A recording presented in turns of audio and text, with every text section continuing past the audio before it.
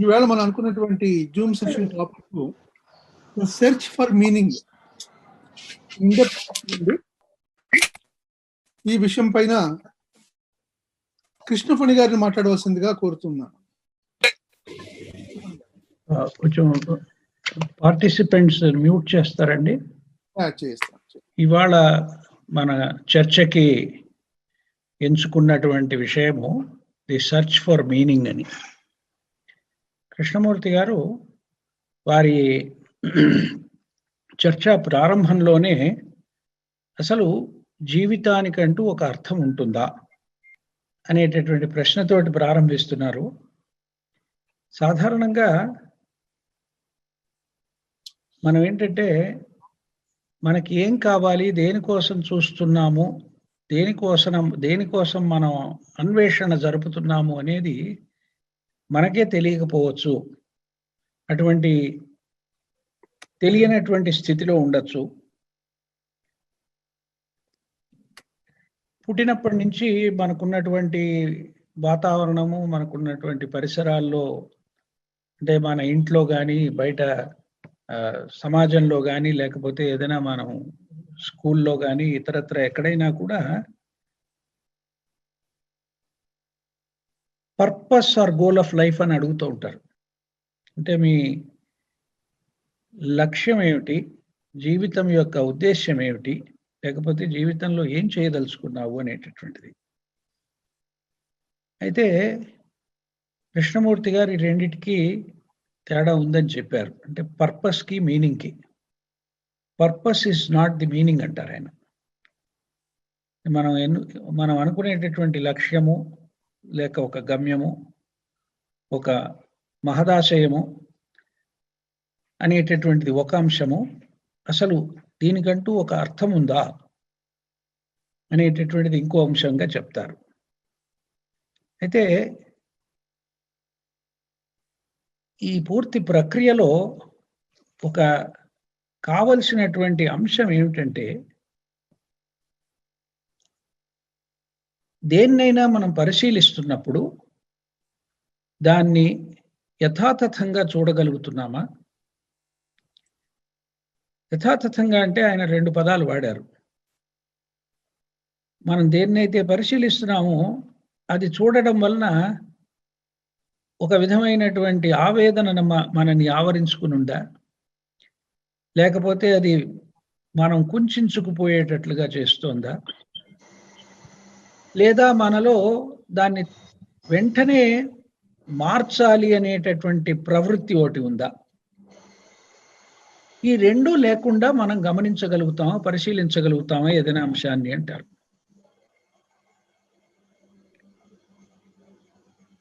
ఎందుకంటే ప్రతి విషయంలోనూ ఏదో రకమైనటువంటి సమాధానాన్ని కోరుకోవడం అనేటటువంటిది మనస్సుకి అలవాటైనటువంటి ధోరణి.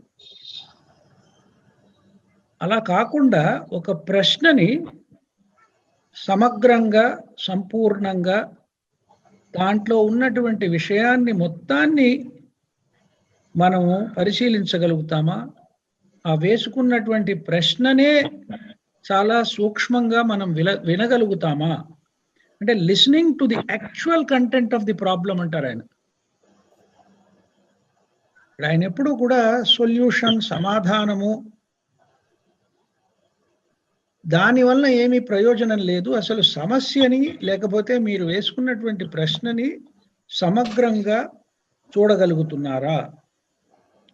మనకి ఇది ఎందుకు అంటున్నారంటే ఆయన ఈ అన్వేషణ ఏదో రకమైనటువంటి నిర్ణయానికి వద్దాము, ఒక సమాధానాన్ని తెలుసుకుందాము అనేటటువంటిది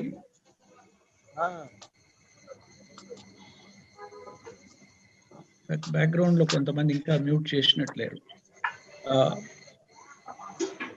మనకి సర్చింగ్ అనేటటువంటిది, ఈ వెతకడం అనేటటువంటిది, లేదా ఈ అన్వేషణ అనేటటువంటిది మనకి ఎంత సహజం అయిపోయింది అంటే ఊపిరి తీసుకునేంత సహజం అయిపోయింది అంటారు. Searching is as inevitable as breathing. అంత మనకి మానసిక ప్రవృత్తి అన్వేషణ అనేటటువంటిది ఏర్పడింది. ఒక తెలుగులో ఒక మంచి పదం ఉందండి, దేవులాట అంటారు. ఇక్కడ తెలంగాణ ప్రాంతంలో ఎక్కువ వాడతారు. అంటే వెతకడాన్ని దేవులాట అంటారు, దేవుళ్ళ ఆట అని. అంటే ఆ దైవం ఏదో ఉంది, దాన్ని వెతకాలి అనేటటువంటి ప్రయత్నము అనునిత్యము ఈ మనస్సు అనేటటువంటిది చేస్తూ ఉంటుంది. అది ఎంత తప్పనిసరి అయిపోయి ఎంత సహజంగా అయిపోతుంది అంటే మనం ఊపిరి తీసుకున్నంత సహజంగా అయిపోతుంది. అయితే ఇది ఏం కోరుకుంటోంది, దేన్ని వెతుకుతోంది, దేని యొక్క అన్వేషణ జరుగుతోంది అంటే ఒక రకమైనటువంటి సంతృప్తి కలగడము కానీ, ఆనందం కలగడం కానీ, లేదా నిత్యమైనటువంటిది ఏమన్నా ఉందా. ఎందుకంటే ప్రతి సందర్భంలో మన చుట్టూ ఉన్నటువంటి విషయాలను, వస్తువులను, వ్యక్తులను, వ్యవస్థలను దేన్ని గమనించినా కూడా మనకి 3 అంశాలు కనిపిస్తూ ఉంటాయి. ఒకటి ఏమిటంటే ఇంపర్మనెన్స్. ఇంపర్మనెన్స్ అంటే ఏది కూడా నిత్యమైనటువంటిది, శాశ్వతమైనటువంటిది ఉండదు. ప్రతిదీ కూడా మార్పు చెందుతూ ఉంటుంది, పుడుతూ ఉంటుంది, నశించిపోతూ ఉంటుంది. కాబట్టి ఇంపర్మనెన్స్ అనేటటువంటిది చూస్తూ ఉంటాం. అంటే అది నిత్యము కానటువంటిది, అలాగే మార్పు చెందుతూ ఉండేటటువంటిది, చేంజ్. అనునిత్యము ప్రతిదీ కూడా మార్పు చెందుతూ ఉంటుంది. దానికి తోడు ఇక్కడ ప్రతిదీ కూడా నిర్ధారితమైనటువంటిది ఏమి ఉండదు, అన్సర్టెనిటీ ఒకటి ఉంటుంది. అంటే మనం అనుకునేది, కోరుకునేది, మనం ఏది కావాలనుకుంటామో అలా జరగకపోవడము, జరుగుతుందా లేదా అనేటటువంటి సంశయము, భయము, వీటన్నిటితోటి కూడుకుంటూ ఉంటుంది. అంటే ఇంపర్మనెన్స్, చేంజ్, అన్సర్టెనిటీ ఇవి మనం గమనిస్తూ ఉంటాం. కాబట్టి ఈ సర్చింగ్ అనేటటువంటి దాంట్లో కృష్ణమూర్తి గారు అంటారు, ఈ 3 అంశాలు మనం చూసుకుంటూ ఉంటాం. Satisfaction, permanency or happiness. ఇది మన అన్వేషణకి ముఖ్యోద్దేశంగా లేకపోతే ఒక లక్ష్యంగా పెట్టుకుని వ్యవహరిస్తూ ఉంటాం. దీనివల్ల ఏమవుతుందంటే ఈ ప్రక్రియ అంతట్లోనూ బహుశా ఎవరైనా నాకు దీని గురించి చెప్తారేమో, తెలుసుకోవచ్చేమో, నాకంటే తెలిసిన వాళ్ళు ఉండొచ్చు, నాకంటే ఎక్కువ జ్ఞానం ఉన్నటువంటి వాళ్ళు ఉండొచ్చు అని ఒక సిద్ధాంతాన్ని కానీ, ఒక వ్యక్తిని కానీ, లేకపోతే ఒక ఎవరినైతే మనం ఒక అథారిటీగా అనుకుంటామో ఈ అన్వేషణ ద్వారా వాళ్ళని సృష్టించడం జరుగుతుంది అంటారు. Seeking and creating authority. ఈ సీకింగ్ అనేటటువంటి దాంట్లోనే మనంతట మనమే ఒక అథారిటీని సృష్టిస్తున్నాము. మనం సృష్టించడం కాకుండా కొన్ని సందర్భాల్లో కొంతమంది వాళ్ళంతటి వాళ్ళే ఒక అథారిటీని ఏర్పరచుకుంటారు. నీకు తెలియదు, నాకు తెలుసు అనేటటువంటి భావంతో కూడా వ్యవహరిస్తూ ఉంటారు. అయితే దీనికి అంతటికి ఆయన ఏమంటారంటే అసలు దీని వెనక ఉన్నటువంటిది సిగ్నిఫికెన్స్ ఏమిటి, దీనికి ప్రాముఖ్యత ఏమిటి, దీని యొక్క అసలు మౌలికమైనటువంటి అంశం ఏమిటి, మనలో ఈ ఏదో అన్వేషించాలి అనేటటువంటి తాపత్రయం ఉంది కదా, అది దాని యొక్క మూలం ఏమిటి, దాని యొక్క ప్రాముఖ్యత ఏమిటి మన జీవితంలో అని. ఎందుకంటే ఈ అన్వేషణ అనేటటువంటిది కాలముతోటి ముడిపడి ఉన్నటువంటి వ్యవహారం. ఇప్పుడు నాకు తెలీదు, రేపు తెలుస్తుందేమో, తర్వాత ఎప్పుడో తెలుస్తుందేమో, సాధన చేస్తే తెలుస్తుందేమో, ఎవరినైనా గురువుగా ఎంచుకుంటే తెలుస్తుందేమో, ఇంకేదైనా చేస్తే తెలుస్తుందేమో, పుస్తకాలు చదవడమో, గ్రంథాలు చదవడమో, లేకపోతే ఇంకేదైనా ప్రక్రియ వలన తెలుస్తుందేమో అనేటటువంటిది ఒకటి మనం చూస్తూ ఉంటాం. అందుకనే సెర్చ్ ఇంప్లైస్ టైం అంటారు ఆయన. నువ్వు అన్వేషిస్తున్నావంటే నువ్వు కాల పరిధిలో ఉండి ఈ వ్యవహారం అంతా జరుగుతోంది అనేటటువంటిది నువ్వు పరిశీలిస్తున్నావా. అందుకనే ఆయన ఏమంటారంటే ఇటువంటి అన్వేషణ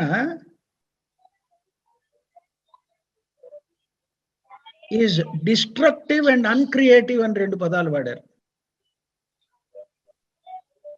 అంటే ఇది క్రియాత్మకంగా లేకపోగా ఇది ఒక రకంగా నష్టాన్ని కలిగిస్తుంది. తర్వాత ఇది ఏదైనా నూతనమైనటువంటిది సృష్టించడానికి ఆధారము లేకుండా చేస్తుంది. కాబట్టి ఆయన చాలా సందర్భాల్లో ఒక మాట ఏం చెప్పారంటే ఈ అన్వేషణ అనేటటువంటిది పూర్తిగా సమసిపోయి ఆగిపోయేటటువంటి అవకాశం ఎక్కడైనా ఉందా చూడండి అంటారు. The cessation of search. ఎందుకంటే దీనికి మనసుకి అలవాటైనటువంటి ధోరణి ఇది. ఇంతకుముందు మనం ఆయన కృష్ణమూర్తి గారు చెప్పినట్లుగా ఇది మనకు ఊపిరి తీసుకోవడం అంతటి సహజంగాను అంత తప్పనిసరిగా అనిపిస్తూ ఉంటుంది. ఇది అంటే మనస్సుకి ఒక లక్షణం అది. తెలుసుకోవాలి అనేటటువంటి ఒక రకమైనటువంటి తాపత్రయం, ఒక రకమైనటువంటి జిజ్ఞాసతోటి ఇది వ్యవహరిస్తూ ఉంటుంది. కాబట్టి ఆ సిసెషన్ ఆఫ్ సర్చ్ అనేటటువంటిది ఎక్కడైనా జరుగుతుందా? ఎందుకంటే ఇది కాలంతో ముడిపడి ఉన్నది. దేని గురించి అయితే మనం ప్రస్తావిస్తున్నామో అది కాలానికి అతీతమైనటువంటిది.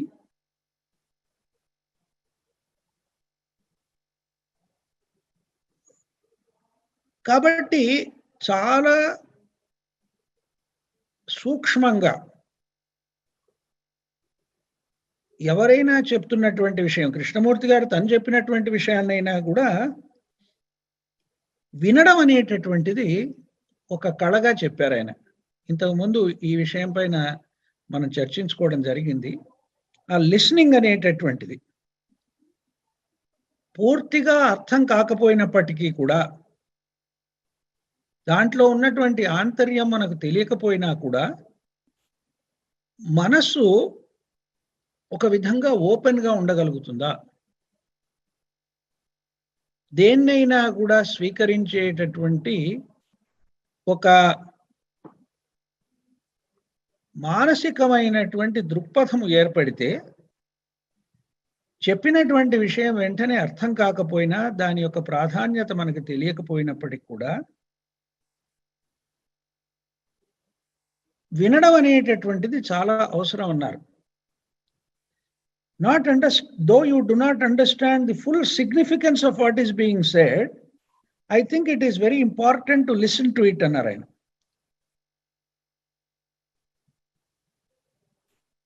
లిస్నింగ్ అనేటటువంటి దాని గురించి ఈ ఇన్ డెప్త్ ఫీచర్ లో చాలా అంశాలు చెప్పారు. ఎందుకంటే అది మనం ఇంతకుముందు అది చర్చించాం కాబట్టి ఆ అంశాల్లోకి వెళ్ళనవసరం లేదు. అయితే మనస్సుకున్నటువంటి లక్షణాల గురించి చెప్తూ ఇది ఏదైనా కూడా వింటుంటే అది నాకు ఉన్నట్లుగా అర్థమైపోవాలి, లేకపోతే నేను దాన్ని ఏదో రకంగా గ్రహించాలి. ఆ గ్రహించినటువంటి విషయము నా పరిధిలో ఉన్నటువంటి పరిజ్ఞానంతో తెలుసుకోవడం అనేటటువంటి చేస్తూ ఉంటుంది. కాబట్టి అక్కడెక్కడా కూడా ఒక నూతనత్వం అనేటటువంటిది ఉండదు. ఒక ఓపెన్నెస్ అనేటటువంటిది, అంటే వినడానికి యథాతథంగా వినడానికి అది వెంటనే అది అంగీకరించకపోవడమే కాకుండా అది సిద్ధంగా కూడా ఉండదు. ఎందుకంటే తన యొక్క ఉనికి ఆ రకంగా సృష్టించుకున్నాడు మనిషి. ఆలోచనలు, నాకున్నటువంటి భావాలు, ఉద్రేకాలు, ఆవేగాలు, ఆవేశాలు, ఆలోచనలు, సిద్ధాంతాలు, ఇవన్నీ నేను అంటేనే వీటి యొక్క సమిష్టి. ఇవి పక్కకు పెట్టడం అనడం అనేటటువంటిది దానికి తెలియనటువంటి వ్యవహారం. ఇవి పక్కకు పెడితే తప్ప అది సరిగ్గా వినలేదు అని కృష్ణమూర్తి గారు చెప్తున్నారు మనకి. ఇదంతా కూడా పక్కకి పెట్టి ఆ ఓపెన్నెస్ అంటే ఇవేవి కూడా అడ్డంకులుగాను అవరోధాలుగాను లేకుండా నా అభిప్రాయాలు, నా సిద్ధాంతాలు, నేను నేర్చుకున్నటువంటి విషయము, నేను తెలుసుకున్నటువంటి విషయము, నేను సంపాదించినటువంటి అనుభవము, పరిజ్ఞానము, నాకున్నటువంటి స్మృతి, వీటన్నిటినీ ఆధారంగా చేసుకుని వింటాము కాబట్టే నిజంగా వింటున్నట్లు కాదు అన్నారు. ఎందుకంటే జీవితం అనేటటువంటిది ఒక సమగ్రమైనటువంటి ప్రక్రియ. ఇది అన్ని స్థాయిల్లోనూ సంపూర్ణంగా జీవించడం అనేటటువంటిది అవసరం. కేవలము శాబ్దికంగానో, పుస్తకాల నుంచో, ప్రవచనాల నుంచో, లేకపోతే ఉపన్యాసాల నుంచో తెలుసుకునేటటువంటిది కాదు. Life is a total process. ఇది ఒక సమగ్రమైనటువంటి ప్రక్రియ. దీన్ని జీవించడం అనేటటువంటిది ముఖ్యము. ఏ రకంగా అంటే lived at all levels completely అన్నారు. అది ఆ రకంగా అన్ని స్థాయిల్లోనూ సమగ్రంగా సంపూర్ణంగా జీవించడం అనేటటువంటిది కనుక మనకి తెలిస్తే అప్పుడు ఈ అన్వేషణ కానీ, లేకపోతే ఏదో ఒక రకంగా లక్ష్యము కానీ, అర్థము కానీ గ్రహించాలి అనేటటువంటి మానసికమైనటువంటి ప్రవృత్తి పూర్తిగా తొలగిపోయేటటువంటి అవకాశం ఉంది. ఎందుకంటే మనస్సుకున్నటువంటి, అంటే మనని మనం కనుక పరిశీలించుకుంటే పుట్టినప్పటి నుంచి కూడా మానసికమైనటువంటి ప్రవృత్తిలో 2 అంశాలు ఉన్నాయన్నారు. భయము, అనుకరణ. ప్రతి జీవికి తెలిసో తెలియకో అనేక స్థాయిల్లో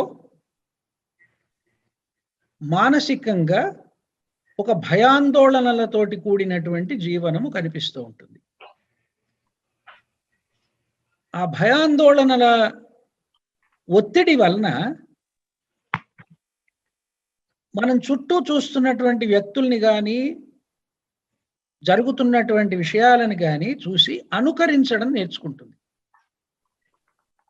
అనుకరణలో ఒక రకమైనటువంటి భద్రత ఉంది, ఒక రకమైనటువంటి రక్షణ ఉంది. కొంతవరకు ఆ భయము పోవడానికి అవకాశం ఉంది. అందుకనే ఈ అనుకరణ అనేటటువంటిది దానికి అలవాటైపోతుంది. ఇవి మౌలికమైనటువంటి లక్షణాలుగా మనం గుర్తిస్తున్నామా? Fear and imitation. Mind is caught in this, in fear and imitation అంటారు. అలాగే ఇంతకుముందు ప్రస్తావించినటువంటి విషయంలో కృష్ణమూర్తి గారు 21 నిమిషం అయింది, చూసుకోండి. ఒక 2 నిమిషాల్లో ముగిస్తానండి. కాలగమనాన్ని మనం చూస్తున్నాం. ఆ కాలగమనంలో కూడా ఈ టైంలో కూడా ఉండడం వలన మనకి చాలా విషయాలు తెలియకపోవడం, అంటే ఆ తెలిసినటువంటి పరిధిలోనే వ్యవహరించడం అనేటటువంటి జరుగుతుంది. తక్షణమే ఒక స్ఫురణ కలగడము, లేకపోతే మానసికమైనటువంటి చైతన్యం కంటే భిన్నమైనటువంటి ఒక స్థాయిని కానీ, ఒక చైతన్యాన్ని కానీ మనం స్పృశించగలుగుతున్నామా?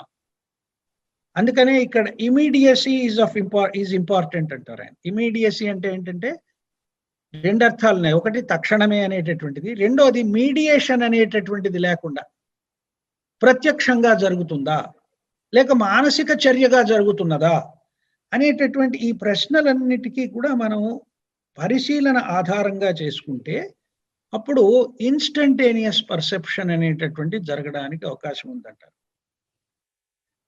ఎందుకంటే ప్రశ్నలో 2 అంశాలుగా ఆయన ఏం చెప్పారంటే, నువ్వు ఏ రకంగా ప్రశ్న వేస్తున్నావు, నీలో ఎంత తీక్షణంగా, తీవ్రంగా దానిని పరిశీలించాలి అనేటటువంటిది ఉందో వాటిళ్ళను ఆధారంగా చేసుకుని నీవు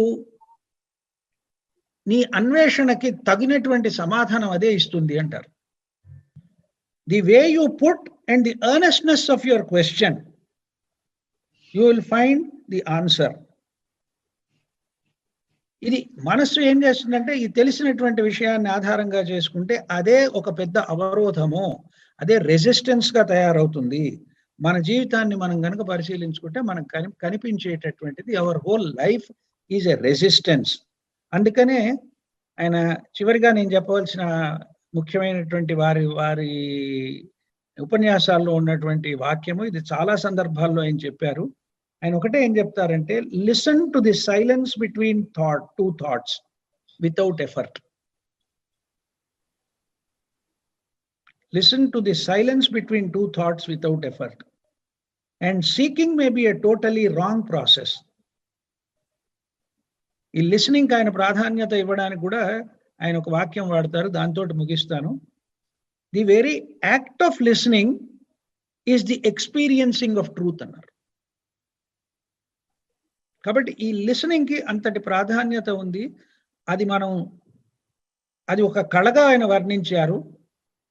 మనసు ఎన్ని రకాలుగా అవరోధాలని సృష్టించుకుంటుందో వాటన్నిటిని అర్థం చేసుకుని, అవగాహన చేసుకుని, అవి ఏ రకమైనటువంటి అంతరాయాన్ని కలిగించకుండా మనం వినగలిగితే, ఆ వినడంలోనే, ఆ ప్రక్రియలోనే సత్యాన్ని ప్రత్యక్షంగా అనుభూతి చెందడానికి అవకాశం ఉంది అన్నారు. థ్యాంక్ యూ కృష్ణపణి గారు, చక్కగా వివరించారు. Thank you. ఇప్పుడు డాక్టర్ సుబ్బారావు గారిని మాట్లాడవలసిందిగా కోరుతున్నాను. డాక్టర్ సుబ్బారావు గారు. అందరికీ నమస్కారం అండి. అన్నయ్య గారు ఇలా అన్ని రకాలుగాను ఈ సెర్చింగ్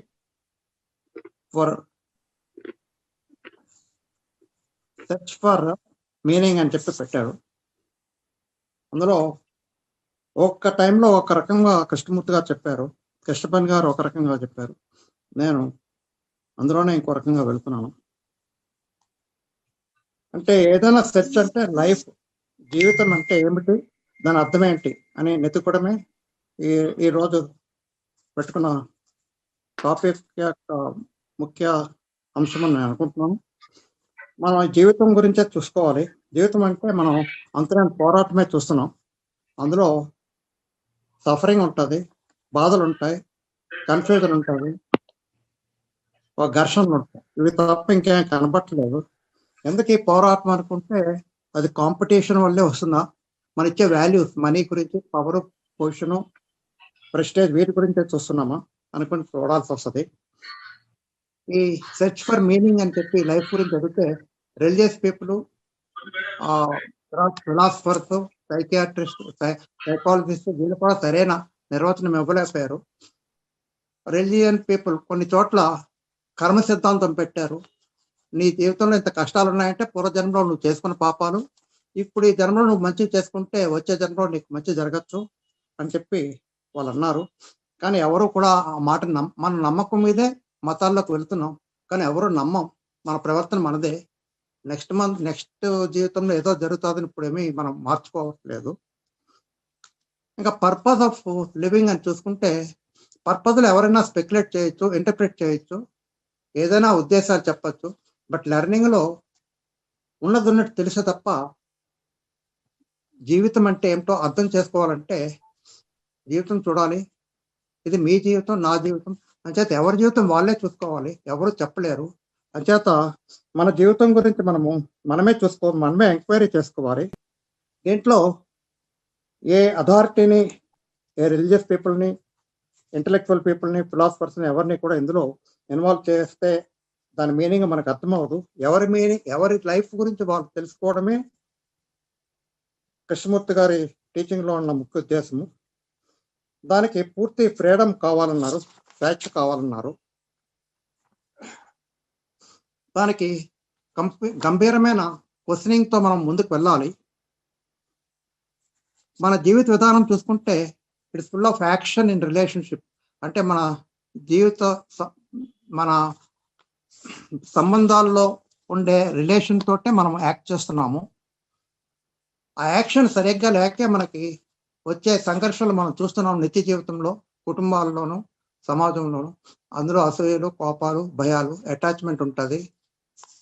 అప్పుడప్పుడు కోరికల గురించి వెళతాం. తర్వాత పర్సూట్ ఆఫ్ ప్లెజర్ ఉంటుంది. ప్లెజర్ ఎప్పుడు కూడా ఫియర్తో ఉంటుంది. తర్వాత విషాదం ఉంటుంది. ఇవే వెళుతూ ఉంటాయి. అందులో ఎక్కడ లవ్, ప్రేమ అనేది ఎక్కడ ఉండదు. మన జీవితం అంతా గందరగోళం ఉంటుంది. ఎందుకు బతుకుతున్నామో, ఎందుకు జీవిస్తున్నామో, ఎందుకు పోతామో. ఎన్నో పుట్టిన తర్వాత ఎడ్యుకేషన్, అక్కడ అథారిటీ ఉంటుంది, ఒక కన్ఫార్మిటీ ఉంటుంది, వాళ్ళు చెప్పినట్టు మనం వినాలి. మన తల్లిదండ్రులు కూడా మనం ఒక మంచి ఉద్యోగం తెచ్చుకుని సంపాదిస్తే సుఖపడతాడనే ఉద్దేశంతో మన తల్లిదండ్రులు పెట్టుకుంటారు. టీచర్స్ అదే ఉద్దేశంతో వెళ్తారు. అక్కడ కాంపిటీషన్ ఉంటుంది. సో అంత గందరగోళాన్ని సృష్టిస్తుంది. ఒక మెకానికల్ లైఫ్ అవుతుంటుంది. ఇవన్నీ చూసాక మనకి ఒక 50 సంవత్సరాలు జీవిస్తాం. ఇంటికి వచ్చేసరికి కష్టాలు సుఖాలు ఉంటాయి, గొడవలు అవుతుంటాయి, సంఘర్షణలు ఉంటాయి ఇంట్లోనూ. అది బయట ప్రపంచంలో కూడా చూస్తాము. ఇదంతా చూసాక ఏమిటి ఈ జీవితం యొక్క అర్థం ఏమన్నా ఉందా అని ప్రశ్న వేసుకుంటాము. దానికి ఏమి అర్థమో ఎందుకురా అని చెప్పి ఒక రిలిజియన్ని ఆశ్రయిస్తాం. ఇదే way of learning about your self. నీ గురించి నువ్వు తెలుసుకుంటే, నీ జీవిత విధానం నువ్వు తెలుసుకుంటే దాంట్లో ఏమైనా మీనింగ్ ఉంటుందని నువ్వు తెలుసుకుంటావా అని చూసుకుంటే అక్కడ నువ్వు అడిగే ప్రశ్నలో నీ మనసు ఏ స్థితిలో ఉన్నది, నువ్వు ఆలోచనతో ఉన్న స్థితిలో మాట్లాడుతున్నావా, ఆలోచన లేని స్థితిలో మాట్లాడుతున్నావా అనేది ఒక ఇంపార్టెంట్ విషయం అనేది చూసుకోవాలి. దాని గురించి ఆయన చెప్పుకుంటూ వచ్చారు. జీవితంలో 2 ఉంటాయి.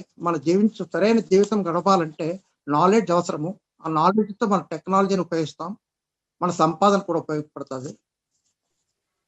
ఇంటెలిజెన్స్ అనేది ఇంకోటి ఉంది. అక్కడ నాలెడ్జ్ ఎండ్ అయినప్పుడే ఇంటెలిజెన్స్ ప్రజలు అనేది ఉంటుంది. కంప్లీట్ ఫ్రీడమ్లోనే ఇంటెలిజెన్స్ ఉంటుంది. ఆ ఇంటెలిజెన్స్ అంటే టైమ్లెస్ స్టేట్లోనే వస్తుంది.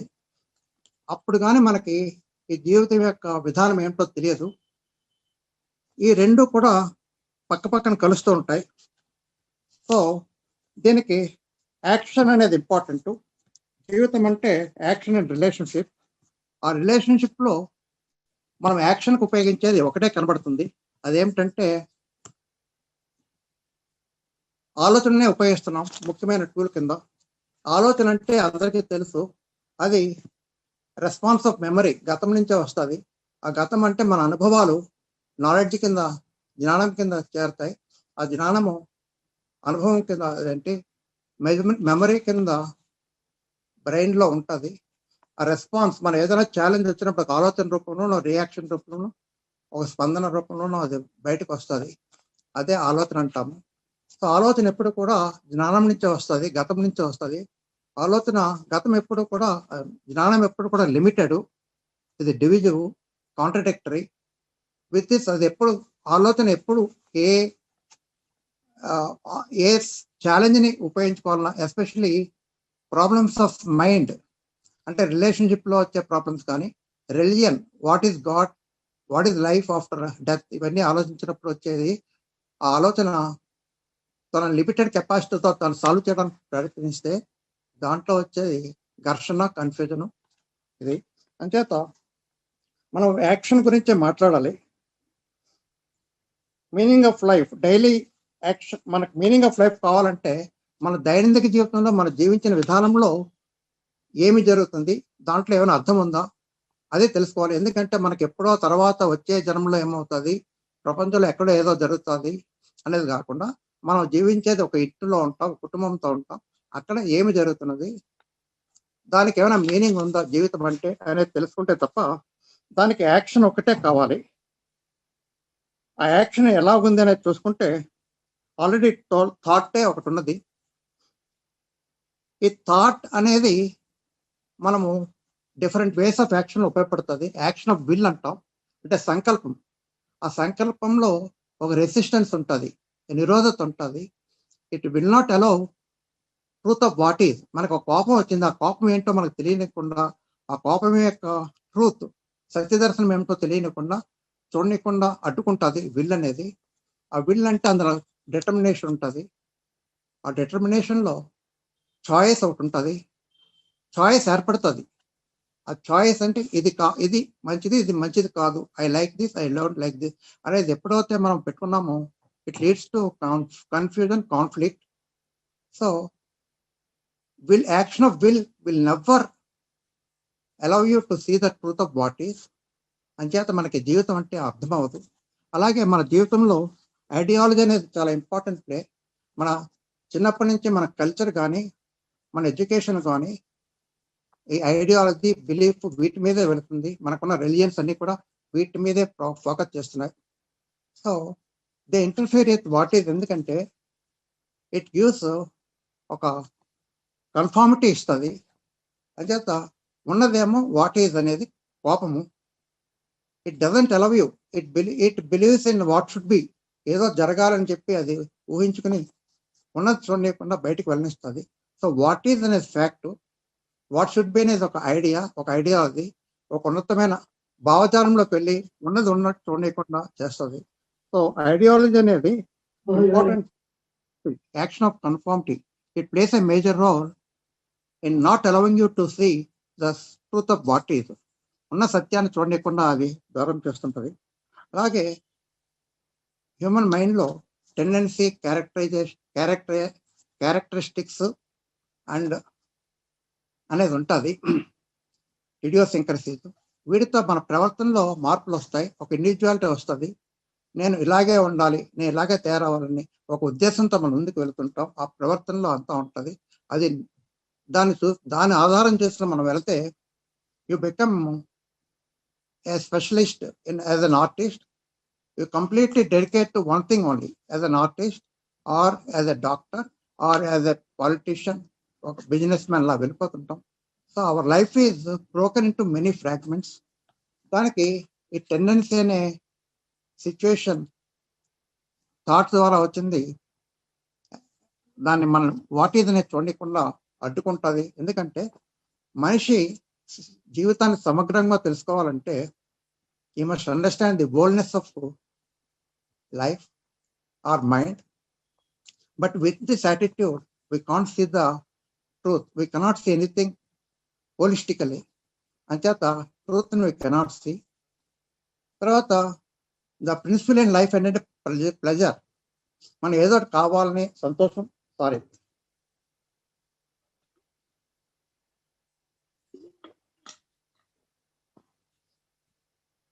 మనకి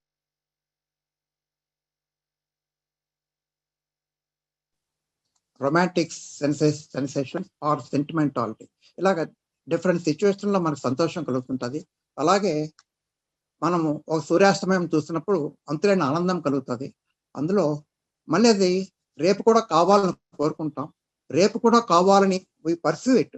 ఆ పర్సీవ్ ఆఫ్ ప్లెజర్ అనేదే మనకి ప్రాబ్లం కలగజేస్తుంది.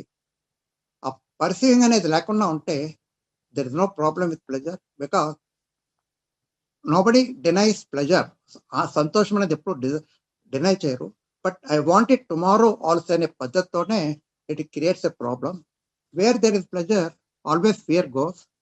సో జీవితంలో ఇవన్నీ కూడా fear, pursuit of pleasure, desire, ఇవన్నీ కూడా మనల్ని సంతోషంగా ఉండకుండా చేస్తుంటాయి. ఇవన్నీ ఆలోచనతో వస్తున్నాయి. సో మన ఎడ్యుకేషన్, మన కల్చర్ అన్నీ కూడా ఈ action of will, action of ideology, tendency, pursuit of pleasure, వీటి మీద ఆధారపడింది. వీటి వల్ల ఏమవుతుందంటే we cannot see the truth of what is. ఉన్న సత్యాన్ని ఉన్నది ఏంటో చూడలేకపోతాం. ఆ సత్యం ఏదో తెలియకుండా మనము ది మీనింగ్ ఆఫ్ లైఫ్ అనేది తెలుసుకోవడం వీలవదు. So you require complete attention, complete discipline to learn about your life. నీ జీవితం గురించి తెలుసుకోవాలంటే అది నిరంతరం నీ గురించి నువ్వు తెలుసుకుంటూ ఉండాలి. అందులో యాక్షన్ ఆఫ్ విల్ ఉందా, ఒక కన్ఫార్మిటీ ఉందా, ఒక బిలీఫ్ ఉందా, ఒక రెసిస్టెన్స్ ఉందా, ఒక ఫ్రాగ్మెంటేషన్ ఉందా, లేకపోతే పర్సెట్ ఆఫ్ ప్లెజర్ అనేది ఉందా, దానితో ఆధారంగా ఫియర్ కూడా వస్తుంది అనేది లేకుండా మనం జీవిస్తున్నామా అనేది తెలుసుకోవాలి. ఇవన్నీ కూడా ఉన్నది చూడకుండా they don't allow you to see the truth of what is. But what is అనేది తెలియకుండా మన జీవితంలో we cannot see the truth. సత్యదర్శనమే అవ్వదు. సత్యదర్శనం అవునప్పుడు there is no freedom from what is. ఆ ఫ్రీడమ్ అనేది లవ్, ఆ ప్రేమ అనేది లేకుండా మనకి జీవితంలో ఒక we cannot know the meaning of life. Meaning అనే లైఫ్ తెలియాలంటే ఎప్పుడు గందరగోళంలో ఉన్నప్పుడు మనకు మీనింగ్ తెలియదు, కన్ఫ్యూజనే ఉంటుంది, మెజరే ఉంటుంది, ఘర్షణలే ఉంటాయి. అటువంటి మానసిక స్థితిలోంచి మనము మీనింగ్ అనేది తెలుసుకోవడం అంటే ఇంపాసిబుల్. దీనికి ది యాక్షన్ ఆఫ్ థాట్ అనేది inadequate, it cannot meet the challenge that is seen అనేది చూసుకోవాలి. But thought and time, these are absolutely essential for our survival. మనిషి అనాది నుంచి టెక్నాలజీని ఉపయోగించుకోవడానికి మనం ఇక్కడ మీటింగ్ పెట్టాం, ఈ టైంకి రావాలి. సో అక్కడ ఆలోచన, జ్ఞానంతో కూడిన ఆలోచన కావాలి, అక్కడ టెక్నాలజీ కూడా ఆలోచన కావాలి, మెజర్మెంట్ కావాలి. ఇవన్నీ కూడా ఆలోచన లేకుండా మనం ఏది చేయలేం. మనకున్న సివిలైజేషన్ టెక్నాలజీ అంతా కూడా మన కంఫర్ట్స్కి ఉపయోగపడుతుంది. మన వ్యవహారిక జీవితంలో thought has got a role. So cannot deny knowledge and thought. Thought అంటే time. So time, thought and knowledge you cannot avoid for our survival. At the same time you must realize that there are certain areas where thought has absolutely no role, knowledge has no role. That is action in relationship. మన దైనందిక జీవితంలో సంబంధాలలో, మనిషి ముఖ్యంగా మానవ సంబంధాలలో మనం ఎంత గందరగోళంగా ఉన్నాం మనం చూస్తున్నాం. ఒకరి మీద ఒక నమ్మకం జరగదు. భార్యాభర్తలు వాళ్ళ మధ్యలో ఒక ఇమేజే ఫార్మ్ అవుతుంది. ఆ ఇమేజ్ ఫార్మ్ అయిన వల్ల they don't have true relationship, they never love each other. They may have occasional sexual enjoyment, but they always suspicious. They faced with jealousy, anger. They want to dominate each other. ఇదే గందరగోళము మన సమాజంలో కూడా చూస్తుంటాం. So unless you are free from all these disorder, so ఇవన్నీ చూస్తే మన mind అంతా మొత్తం డిజార్డర్లోనే ఉంది, డిజార్డర్స్ తోటి నిండిపోయి ఉంది. మన వాట్ ఈస్ యువర్ మైండ్ అంటే, mind is full of disorders where there is always fragmentation, resistance, and there is only conflict. ఈ డిజార్డర్ తో మనము హౌ టు మేనేజ్ అంటే, brain requires complete order. Unless its has complete order it cannot function. Brain function చేయకుండా మనం we cannot understand what is life. So ఆ brain complete ఆర్డర్లో ఉండాలంటే what is it you have to do? Or any of us, మనం ఎవరైనా కూడా పడుకునే ముందు చూసుకుంటున్నామా? Are we taking stock of what is happening in the morning till ఏం జరిగిందో చూస్తున్నామా? అందులో ఏవైనా అన్సాల్వ్డ్ ప్రాబ్లమ్స్, అన్రిజాల్వ్డ్ ప్రాబ్లమ్స్ ఉండిపోయా? మానసికమైన ప్రాబ్లమ్స్ మన భార్యతో కానీ, భర్తతో కానీ, పిల్లలతో కానీ, నైబర్స్తో కానీ మనకు ఏమైనా సంఘర్షణలు వచ్చాయా? ఏదైనా కాన్ఫ్లిక్ట్ ఉందా? అన్రిజాల్వ్డ్ ప్రాబ్లమ్స్ ఏమైనా ఉన్నాయా? అలాగే రిలిజియన్లో కూడా నమ్మకంతో ఉంటున్నాం. ఇవన్నీ చూసుకొని are you able to resolve all the problems before you go to sleep? ఎప్పుడైతే మనం నిద్రపోయే ముందు ఇవన్నీ చేసుకుని మనం పడుకుంటాము, అప్పుడు there is complete order in the brain. When there is complete order, brain takes rest, and in that rest during sleep అది తనకు తాను రీజనరేట్ చేసుకుంటుంది, రెన్యూ చేసుకుంటుంది. It becomes fresh. So it can face the next day life in a most efficient way. So what to do is thought only the action. And చూసుకుంటే there is another action that is not seen in our education. మన విద్యా విధానంలో కానీ, మన సంస్కృతిలో కానీ అటువంటి action అనేది ఎవరికి తెలియదు. ప్రపంచంలో ఏ మతం కానీ, ఏ సైంటిస్ట్ కానీ, ఏ సైకాలజిస్ట్ కానీ, ఫిలాసఫర్ కానీ ఇటువంటిది ఒకటి ఉందని చెప్పలేదు. అది యాక్షన్ ఇన్ టోటల్ ఇన్యాక్షన్. చర్య అంటే నిష్క్రియాత్మక చర్య. అంటే నేను లేని, అంటే ఇప్పుడు చూసాం యాక్షన్ ఆఫ్ విల్, ఐడియాలజీ, ఇవన్నీ కూడా when you see they are the actions of me. They are actions created by thought, and me is one of the fragments of our consciousness. మన కాన్షియస్నెస్, కంటెంట్స్ ఆఫ్ కాన్షియస్నెస్ అంటే మన అనుభవాలన్నీ కూడా ఒక జ్ఞానం కింద చేరిపోయి ఆ కంటెంట్స్ ఆఫ్ కాన్షియస్ లోంచి నేను పుట్టింది. నేను one of the fragment of those contents of consciousness. ఆ నేను అనే దాని యాక్షన్సే ఇవన్నీ కూడా. ఈ మీ అనేది ఉన్నంత వరకు, యాక్షన్ ఆఫ్ మీ ఉన్నంత వరకు you cannot see the truth of what is. అక్కడ గందరగోళమే ఉంటుంది. There is only confusion, there is only conflicts and misery. ఇవి ఉన్నంత వరకు we cannot see the purpose or meaning of life at all. So is there any way where there is an action of non-me అంటే నేను లేని స్థితిలో చర్య ఉందా అనేది చూసుకుంటే it requires total attention, total care. Only perception is total action. పర్సెప్షన్లోనే action ఉంది, చూడటంలోనే యాక్షన్ ఉంది. ఆ యాక్షన్లో మనకి ఏదైనా ప్రాబ్లం వస్తే we don't use the words, that is we got a problem what is అంటే కోపం అనేది ఉంది. ఆ కోపం అని పేరు పెట్టకుండా ఆ ఫీలింగ్ ఒక్కదాన్నే చూడగలమా? ఒక anger is a form of feeling, a form of అనుభూతి.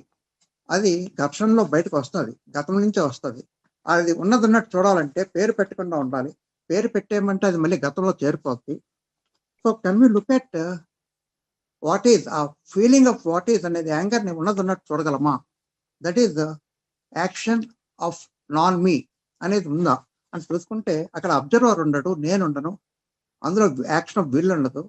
వాట్ ఈజ్ అంటే వాట్ షుడ్ బి అనేది ఉండదు, ఉన్నది ఉన్నట్టు చూస్తాము. No choice. సో చాయిస్నెస్ అవేర్నెస్లో ఉన్నది ఉన్నట్టు చూడగలిగే స్థితిలో మనం ఉన్నామంటే, కాంప్రహెన్సివ్గా టోటల్గా ఫ్రాగ్మెంటేషన్ స్థితిలో చూసినామంటే అప్పుడు we can see the truth of what is.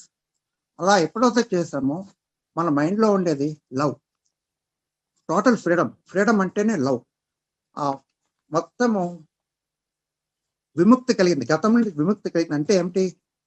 At the time of seeing what is, when we are in a complete attentive state, the movement of all the contents of consciousness come to a standstill. There is complete stillness of the mind. In that stillness, there is silence. There is complete emptiness of the mind, because Gatamu, attention lo, it cannot come into the mind. Gatam eppudaithe ledo, there is a space without center. ఆ స్థితిలో ఉన్నది space, silence. ఆ స్థితిలో మనకి we can see the truth of what is. When we see the truth of what is, there is only love. At the love is always action in the present. A state of mind of love ఉన్నప్పుడు it is only action of mind. This love is no way connected with sex or pleasure that is brought out by thought. A thoughtless state లో ఉండే enjoyment, ఆ Joy అనేది ఉంటుంది ఈ స్థితిలో. That is the beauty of total freedom. అక్కడే intelligence act చేస్తుంటుంది. Doctor గారు 21 నిమిషం అయింది, చూసుకోండి. Take another 2 to 3 minutes, sir, if you don't mind. I'm completing at a logical. So what I'm telling is, with that intelligence, there is silence, there is no me. In that state of mind, there is action of non-me. ఎప్పుడైతే action of నాన్-మీ ఉన్నదో, any challenge you can face. So you can lead a life without conflict. అంతరంగంలో conflict ఉండదు. ఎప్పుడైతే అంతరంగంలో conflict ఉన్నదో, బాహ్యంలో కూడా conflict అనేది ఉండదు. So there is no disorder of whatever, but knowledge also is required. So that a state of mind where knowledge, which thought is the major tool in action of knowledge, that is technology and day-to-day activities. And in the field of religion and in the field of relationship, thought has no role. Only intelligence has a role. So a state of mind where knowledge plays a role and intelligence also plays a role simultaneously, side by side. Time has got a role and timeless state also has got a role. So in the state, action is non-me. It attends to both action of knowledge and actions of intelligence. So in that state, you can see the real meaning of life, and there you don't get distorted. Endukara jeevitamani anuko, you come, the change is total transformation. When you are changed, entire world is changed, because you are the world అనేది actual factor మనకు ఎప్పుడైతే అర్థమైందో, ప్రపంచం అంతా కూడా మారుతుంది. ఆ స్థితిలో we can understand the meaning of life. Thank you sir. నమస్తే. థ్యాంక్ యూ డాక్టర్ గారు, థ్యాంక్ యూ. చాలా కాంప్రహెన్సివ్ గా వివరించారు sir. Thank you doctor Subba Rao గారు. ఇప్పుడు లక్ష్మి గారిని మాట్లాడవలసిందిగా కోరుతున్నాను. లక్ష్మి గారు. నమస్కారం అండి. నమస్కారం. ఈరోజు మన టాపిక్ ఏంటంటే సెర్చ్ ఫర్ మీనింగ్, అంటే అర్థం కోసం. అంటే జీవితంలో మనకి జీవితానికి అసలు ఏమైనా లోతైన అర్థం ఉందా, అర్థం అనే దాన్ని మనం చూస్తున్నాము. మనం సాధారణంగా జీవిత లక్ష్యం ఏమిటి, గోల్ ఏమిటి అనేది చూసుకుంటాం. కానీ జీవితాల్లో ఏం అర్థం అంటే అది చాలా లోతుగా చూడవలసిన విషయం.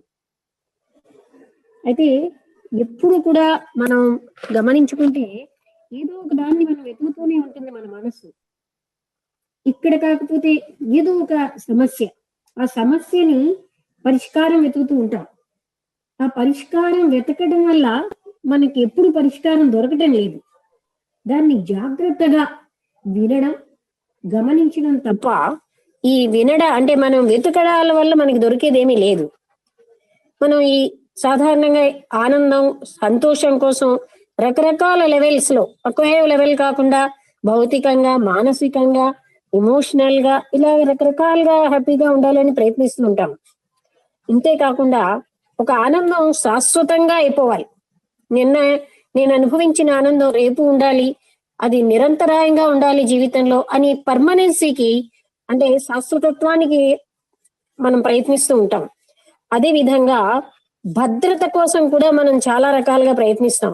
నేను ఇలా అయితే భద్రంగా ఉంటానా, ఎలా చేస్తే భద్రంగా ఉంటాను, అలాగే ఎవరో వచ్చి నాకేదో ఒక ఆనంద స్థితిని ఇవ్వాలి, ఇలా కూడా మన ఆలోచనల్లో ఉంటాయి. కానీ అసలు శాశ్వతం అన్నది ఉన్నదా, భద్రత అన్నది ఉన్నదా అనేది మనం గమనించాల్సిన విషయం. మనం కాన్షియస్ గా అంటే మనకి తెలిసి అన్కాన్షియస్ గా మన అంతరంతరాల్లో తెలియకుండా కూడా మనం ఎప్పుడూ కూడా ఏదో ఒక దాన్ని వెతుకుతున్నాం. అంటే మనం ఎప్పుడు ఏదో ఒకటి ఇక్కడ కాదు అక్కడ, ఇలా అవుట్ సైడ్ అన్నింటిలోని మనం వెతకడంలోనే మన జీవిత కాలం అంతా అయిపోతుంది. ఈ వెతకడం, అది పొందలేకపోవడం, ఇందులో హ్యాపీనెస్ రాలేదు, తృప్తి రాలేదు, ఇంకొక దాంట్లోకి వెళ్తాం. మనకి పొద్దున లేచిన దగ్గర నుంచి మనం రాత్రి నిద్రపోయే లోపల పిన్ పాయింటెడ్ గా మనసు ఏం చేస్తుందనో డైరీ రాసుకుంటే వెతుకుతూ ఉంటుంది, ఎక్కడెక్కడికో పరిగెడుతూ ఉంటుంది. ఎప్పుడు అశాంతి. ఆ వెతుకుతున్న దాంట్లో తృప్తి పొందుతోందా? పొందదు. కానీ ఆ వెతకడంలోనే నాకు తృప్తి ఉందని, అంటే మనం ఎంత సహజంగా ఊపిరి పీలుస్తున్నామో వెతకడం కూడా అంత సహజం అయిపోయింది అనమాట. అది part and parcel of our life. అది లేకుండా మనం ఉండలేం. ఇంత వెతకడం వల్ల మనం ఏమైనా అంటే ఏదో దాని వెనకలో పరిగెడుతూనే ఉంటాం.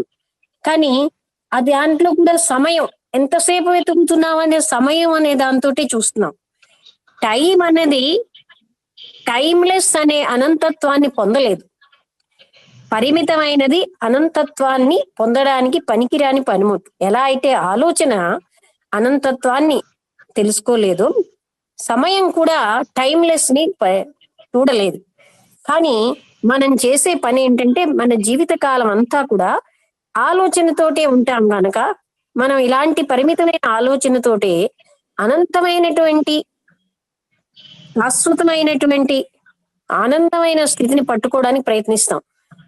ఆలోచనకు అతీతంగా ఉన్న దాన్ని ఆలోచనతోనే పట్టుకోవాలని ప్రయత్నిస్తూ ఉంటాం. ఇది మనం చాలా జాగ్రత్తగా గమనించాలి. మనం ఏం చేస్తూ ఉంటామంటే ఈ వెతుకులాట్లో మనకి ఎవరో ఓ కొత్త లీడరు, గురువు, వాళ్ళ వల్ల పని అవ్వకపోతే మరొకరెవరో అని ఇలా మార్చేస్తూ ఉంటాం అనమాట. ఎంతసేపు అయితే మనం ఇలాగా వెతుకుతూ ఉంటామో ఆ వెతకడంలో మనకి ఏదో నిపుణత్వం, అథారిటీ కూడా వచ్చేస్తుంది. కానీ మనం ఏమి సాధించట్లేదని మనకు తెలియట్లేదు. ఈ వెతకడంలో మనిషికి ఎంత దుఃఖాల పాలవుతూ ఉంటాడు. ఆ పొందిన వాటిలో, పొందవలసిన వాటిలో సంఘర్షణలతో ఎంతో శక్తి ఖర్చు పెట్టేస్తూ ఉంటాం. కానీ ఎప్పుడైతే మనసు పూర్తిగా ఈ ఇన్వార్డ్ అంటే అంతర్గతంగా అది శూన్య స్థితికి వస్తుందో, ఇంకా ఏది కోరకుండా ఉన్న స్థితి వస్తుందో, అప్పుడు మాత్రమే మనకి దానంతట అదే అప్రయత్నంగా కొంత అంతర్గతమైనటువంటిది ఏదో తెలుస్తూ ఉంటుందన్నమాట. ఏదైతే సత్యమో దాని అవగాహన వస్తుంది. కానీ ఈ మనసు పరిగెడుతున్నంతసేపు, వెతకడం కోసం ఇక్కడ అక్కడ ఉన్నంతసేపు దానికి ఎప్పుడు కూడా సంఘర్షణ, బాధ తప్ప మరేం మిగలవు. అయితే మనం ఒక్కో టైంలో రెసిస్టెన్స్ అంటే బంధిస్తాం, ఇలా చేయకూడదు, అలా ఉండకూడదు, ఇలాంటి రెసిస్టెన్స్ అనేది కూడా ఒక సమస్యే. సాధారణంగా ఈ మనకి తెలియకుండా మన జీవితంలో రెసిస్టెన్స్ చాలా అంటే నిగ్రహించడం, ఇలా ఉండకూడదు, ఇలా చేయకూడదు అనేవి అది కరెక్ట్ కాదు. దానివల్ల ఏంటంటే మనకి ఎంతో సమస్య వస్తుంది. మన జీవితం అంతా ఒక రకంగా ఈ రెసిస్టెన్స్ తోనే ఉంది. మనం జాగ్రత్తగా గమనించుకుంటే చాలా లోతుగా చూడగలగాలి. మనం ఎప్పుడు కూడా సత్యాన్ని ఈ విధమైన రెసిస్టెన్స్ లో చూడడానికి అవ్వదు. అందుకని దానివల్ల చాలా సమస్యలు వస్తున్నాయి. అయితే ఏమిటి చాలా ముఖ్యమైనది అంటే ఆ రెసిస్టెన్స్ ఉన్నది అని దాన్ని జాగ్రత్తగా చూడగలగాలి. మనం అన్ని చూస్తాం కానీ మన మనస్సు యొక్క ఫంక్షనింగ్ చూడటమే. దాన్ని మనం చూసినప్పుడు అది అక్కడికక్కడ డిజాల్వ్ అయిపోతుంది. అలాగే మనకి అవసరమైంది ఏంటంటే అవేర్నెస్. పొద్దున్న నుంచి బాహ్య ప్రపంచంలో ఇది అది వెతుకుతున్న దానికి అలవాటు అయిపోతాం, కానీ నా లోపల ఎలా ఉంటుంది అనేది మనం అవేర్నెస్ తో లోపల ఉన్న దాన్ని చూడగలిగినప్పుడు అవి ఒక్కొక్కటిగా డిజాల్వ్ అయిపోతాయి. సాధారణంగా అవేర్నెస్ అంటే ఎరుక. అవునండి, నేను రెస్ట్లెస్ గా ఉన్నాను, కాన్ఫ్లిక్ట్ తో ఉన్నాను, బాధలో ఉన్నాను అని చెప్తాం. కానీ మనం ఇది ఇలా ఉండకూడదు, ఉన్నాను, అలా వాళ్ళెవరు ఇలా లేరు, ఇలా ఎన్నో రకాలుగా పోల్చుకుంటూ ఉంటాం, కంపేర్ చేస్తాం, ఇంకొకరితో పోల్చుకుంటాం, ఇంకొక పరిస్థితితో పరిసరాలతో పోల్చుకుంటూనే ఉంటాం. ఆ విధంగా ఈ పోల్చుకోవడంలో మనం చాలా కోల్పోతూ ఉంటాం. కానీ ఏమి గ్రహించట్లేదు. మనం అసలు అయినటువంటిది ఏంటి, ఆ ఇన్డెప్త్ గా వెళ్ళం, అవుట్ సైడ్ వరకే ఉన్నంత వరకు. ఎప్పుడైతే చాయిస్లెస్ అవేర్నెస్ వస్తుందో అంటే ఇది రైట్ కాదు అనే పాయింట్ ని వదిలేసి దాన్ని సంపూర్ణంగా సమగ్రంగా ఏ జడ్జిమెంట్ లేకుండా చూడగలిగినప్పుడే ఒక్కొక్క గుణము డ్రాప్ అయిపోతుంది. లేకపోతే మాత్రం అవి అలాగే ఉంటాయి. ఉండకూడదు ఉన్నది, ఉండకూడదు సంఘర్షణలో చాలా శక్తి ఖర్చు చేసేస్తూ ఉంటాం మనం. అందుకని గమనించాల్సింది ఏంటి అంటే చాయిస్లెస్ అవేర్నెస్ అనేది చాలా అత్యద్భుతమైన విషయం. సమగ్రమైన శక్తిని ఉపయోగించాలి. మనం ఏం చేస్తూ ఉంటామంటే సంఘర్షణలో, ఈ కోరికలలో, ఆనందం కోసం పరుగులెట్టడంలో, ఆనందాన్ని సంతోషాన్ని బయట వెతుక్కోవడంలో మనం ఎంతో శక్తి ఖర్చు పెట్టేస్తున్నాం. కానీ మన లోపల ఉన్న దాన్ని చూసుకోవాలంటే చాలా ఎనర్జీ కావాలి. అక్కడ ఆలోచన రహితమైనటువంటి ఒక స్టిల్నెస్ అంటే ఒక శాంతి స్థితి ఉండాలి. అప్పుడు టోటల్ ఎనర్జీతో చూడగలగాలి. ఆ టోటల్ ఎనర్జీ ఎప్పుడు డిసిపేషన్ వెళ్ళిపోతుంది, ఇటు అటు మనసు వెళ్ళిపోయి దానికే మనం ఖర్చు పెట్టిన ఈ శక్తి దాన్ని సమగ్రం చేసి లోపలికి ఫుల్ అటెన్షన్ తో చూసుకున్నప్పుడు చాయిస్లెస్ గా ఇది బాగుంది, ఇది బాగోలేదు, ఇది రైట్, ఇది కాదనే జడ్జిమెంట్ లేకుండా దాన్ని మనం చాయిస్లెస్ అవేర్నెస్ అని అంటున్నాం అన్నమాట. అందుకని మనం ఈ వెతుకులాట అన్నది చాలా రాంగ్ అన్నమాట. ఎప్పుడు బయట ఏదో ఉంది, అక్కడే ఏదో పొందాలి, అప్పుడే నాకు తృప్తి వస్తుంది అనే దానికి మనం కండిషన్ అయిపోయాం. ఇలాంటి కండిషనింగ్స్ మన లైఫ్ లో చాలా ఉంటాయి. ఫలానా కాశీకి వెళ్తే చాలా తృప్తిగా ఉంటాను, హరిద్వార్ వెళ్తే నాకు హాయిగా ఉంటుంది, ఇలాంటి కండిషనింగ్స్. లేకపోతే ఫలానా వస్తువుని అనుభవిస్తేనే బాగుంటుంది. ఈ కండిషనింగ్స్ అన్ని కూడా మనని చాలా అసంతృప్తి పాలు చేస్తున్నాయి. ఎన్నిసార్లు మనం ఈ సెర్చింగ్ అనే దీంట్లో పడినా, ఎంత తృప్తి రాకపోయినా మనం సెర్చింగ్ వదలట్లేదు. ఎందుకంటే అవుట్ సైడ్ కే ఉండడానికి అలవాటు అయిపోయిన మనస్సుకి అంతర్ముఖంగా ఆ లోపల దాన్ని ఎప్పుడైతే మనస్సుని సమగ్రంగా చూసుకుంటామో ఒక రకమైన సెర్చింగ్ ఆగిపోతూ ఉంటుంది. బయట వెతుకులాట ఎప్పుడైతే ఆగిందో ఒక స్టిల్నెస్ వస్తుంది. అటువంటి పరమ శాంతి, పవిత్రమైన ఆ శాంతి స్థితిలోనే సత్యం యొక్క ఎరుక సంభవం. సత్య తపన అన్నది ఉన్నాదని కూడా మనం వెతుకులాటలో చూసుకోలేకపోతున్నాం. ఎప్పుడైతే ఒక స్టిల్ మైండ్ వచ్చేసిందో, లేకపోతే ప్రశాంతమైనది ఏది సత్యమో అది మనకి అనుభవంలోకి వస్తుంది. అందుకే మనం సామాన్యంగా చేస్తున్నది ఏంటి అంటే నిత్య జీవితంలో కోపానికి గురవుతాం, అసంతృప్తికి గురవుతాం, దుఃఖానికి గురవుతాం, సంతోషాల కోసం వెతుకులాడుతున్నాం, ఎటో తెలియకుండా వెళ్ళిపోతూనే ఉంటాం. ఎప్పుడు బాహ్య వస్తువులతోనే మనం ఉంటున్నాం. కానీ ఈ అసంతృప్తులు ఇలా ఉండకూడదు, ఇలా ఉంది, నాకు కావాల్సింది దొరకలేదు, ఇలాంటి వాటితో మనం జీవితం అంతటినీ గందరగోళంగా చేసుకుని ఒక ప్రశాంతత లేకుండా ఎవరో అలా చేస్తున్నారనో, ఏదో పరిసరాలు చేసేయనో, లేకపోతే ఇంకేదో కర్మ చేసిందనో అనుకుంటాం. కానీ మన అంతరంగంలో ఉన్న ఈ కోరికలు, లేకపోతే సుఖం కోసం తపన, ఆరాటం, ఇవే మనని సుఖం లేకుండా చేస్తున్నాయి. ఎప్పుడు బాహ్య విషయాల్లో వెతుక్కోవడమే అనే దానికి అలవాటు అవడం వల్లే మనకి ఇన్ని రకాలైన అశాంతులు వస్తున్నాయి. అసలైనదంతా లోపలే ఉంది. మనం ఎందుకు సమగ్రమైన శక్తితో లోపలికి చూసుకోము? ఒక్కసారి అలాగా ప్రతి క్షణము కూడా అవేర్నెస్ తో, క్షణక్షణం అవేర్నెస్ తో మన్ని మనం చూసుకుంటే ఒక రకమైన ప్రశాంత స్థితి, మనస్సు ఏమీ లేకుండా, దానికి ఏ కదలిక లేని స్టిల్నెస్ లోనే ఈ రకమైనటువంటి సత్యం యొక్క అనుభూతి, అసలు సత్యం ఏమిటి అన్నది తెలుస్తుంది. అది పరిగెడుతున్నంత కాలం ఏమీ తెలియదు. ఆ పరుగులాట ఆపేస్తే ఏమిటవుతుంది, ఈ వెతుకులాట ఆపేస్తే ఏం జరుగుతుంది అని ఎప్పుడైనా చూస్తామా? చూడం. చూసినప్పుడు అసలు ఇది ఎంత పనికిరాని పను, బయట వెతకడం ఎందుకు, ఇదంతా మనస్సు యొక్క ఈ చలనం ఆగిపోయినప్పుడు సమగ్రమైన అటెన్షన్ తో, శ్రద్ధతో మన లోపలికి చూసుకున్నప్పుడు సత్యము యొక్క ఎరుక మనకి సంభవిస్తుంది. అయితే ఆ సత్యము కావాలి అన్నది కూడా మనకు తెలియదు.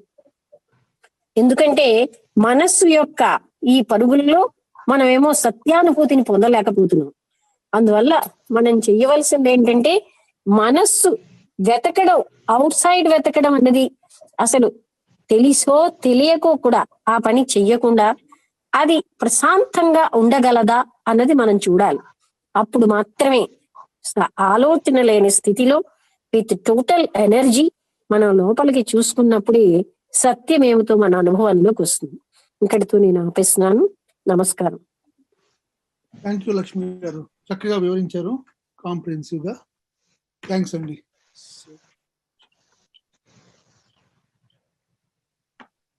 ఇప్పుడు వేదపారాయణ గారు మాట్లాడవలసిందిగా కోరుతూ ఉన్నాను. వేదపారాయణ గారు.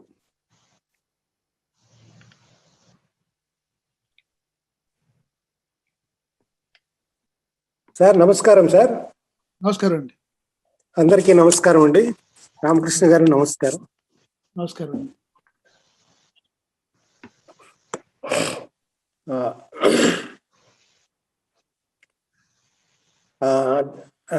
జీవితానికి ఏమైనా అర్థం ఉందా అనే ఈ అంశాన్ని నిజంగా బాగా లోతుగా అవగాహన చేసుకోవాల్సినటువంటి అవసరం ఎంతైనా ఉంది. అసలు ఇప్పుడు ఈ ప్రశ్న ఎందుకు ఉదయిస్తుంది, లేదా ఎప్పుడో మానవుడికి ఈ ప్రశ్న ఎందుకు ఉదయించింది అంటే జీవితము అర్థరహితం అయిపోయింది. జీవితానికి ఒక అర్థం ఉందా అని మనం ఎందుకు అడుగుతున్నాం క్వశ్చన్ అంటే జీవితం అర్థరహితం అయిపోయింది. మానవుడు ఎప్పుడో అర్థరహితం చేసుకున్నాడు. Life has become absurd. The way human being is living is absurd, is meaningless, senseless. ఎలాగంటే చూడండి, మనంతకు మనం చేసుకున్న సమస్యలు, మనంతకు మనం సృష్టించుకున్న సమస్యలే ఉన్నాయి, కానీ వేరే వాళ్ళు ఎవరు సృష్టించినవి లేదు. ఇక్కడ మానవుడికి ఉన్న సమస్యలు మానవుడే సృష్టించుకున్నాడు. ఏ సమస్యలు అంటే ఎన్నో, ఒకటి కాదు. మానవుడు తన్ను తాను హింసించుకోవటం, ఇతరులను హింసించటం, ఇతర జంతుజాలాలని కానీ ప్రకృతిని కానీ హింసించటం, లేకపోతే యుద్ధం పేరుతో తను తాను చంపుకోవటం, నేరం లేకుండా, నేరం అనేది లేదు యుద్ధంలో, మనిషి చంపుకుంటే. ఇంకెన్నెన్నో పర్యావరణాన్ని మొత్తం నాశనం చేసి ఇప్పుడు మన ఉనికికే ప్రమాదాన్ని కొని తెచ్చుకున్నాం. అంటే ఈ ప్లానెట్నే నాశనం చేసాము, నివాస యోగ్యం కాకుండా చేసేసాము. అలాగే ఈ ప్లానెట్ మొత్తాన్ని మారణాయుధాలతో నింపేశాం. మారణాయుధాలతో ఇంకా నింపుతున్నాం, ఇప్పుడు కూడా ఆగలేదు అది.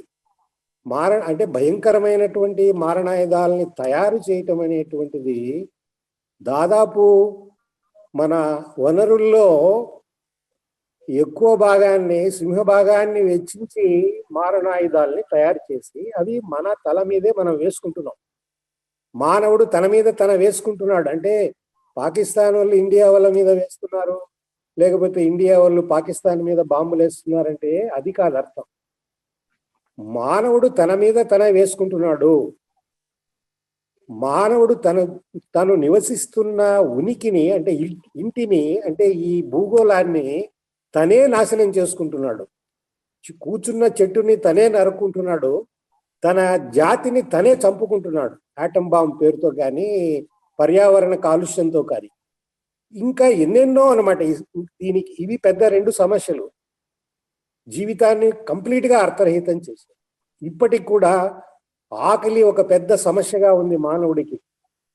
ఆకలి అంటే ఎందుకు మనిషి ఆకలిని కూడా తీర్చలేనటువంటి స్థితికి వచ్చాడు. ఇంత మేధోపరంగా తయారైనటువంటి మానవుడు ఆకలిని ఎందుకు తీర్చలేకపోతున్నాడు?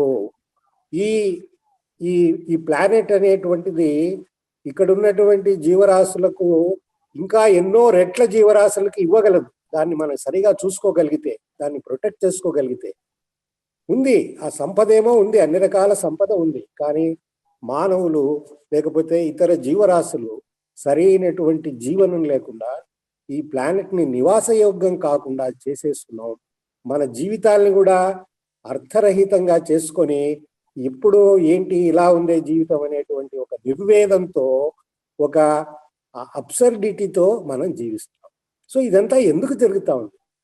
ఎక్కడ ఉంది దీనికి కారణం అంటే, thought has hijacked human existence. Thought మొత్తం మన జీవితాన్ని హైజాక్ చేసేసింది. Thought has become a terrorist. మనం we are in the hands of this terrorist who is called thought. ఎందుకు టెర్రరిస్ట్ అంటున్నా నేనంటే, thought is destructive at all levels.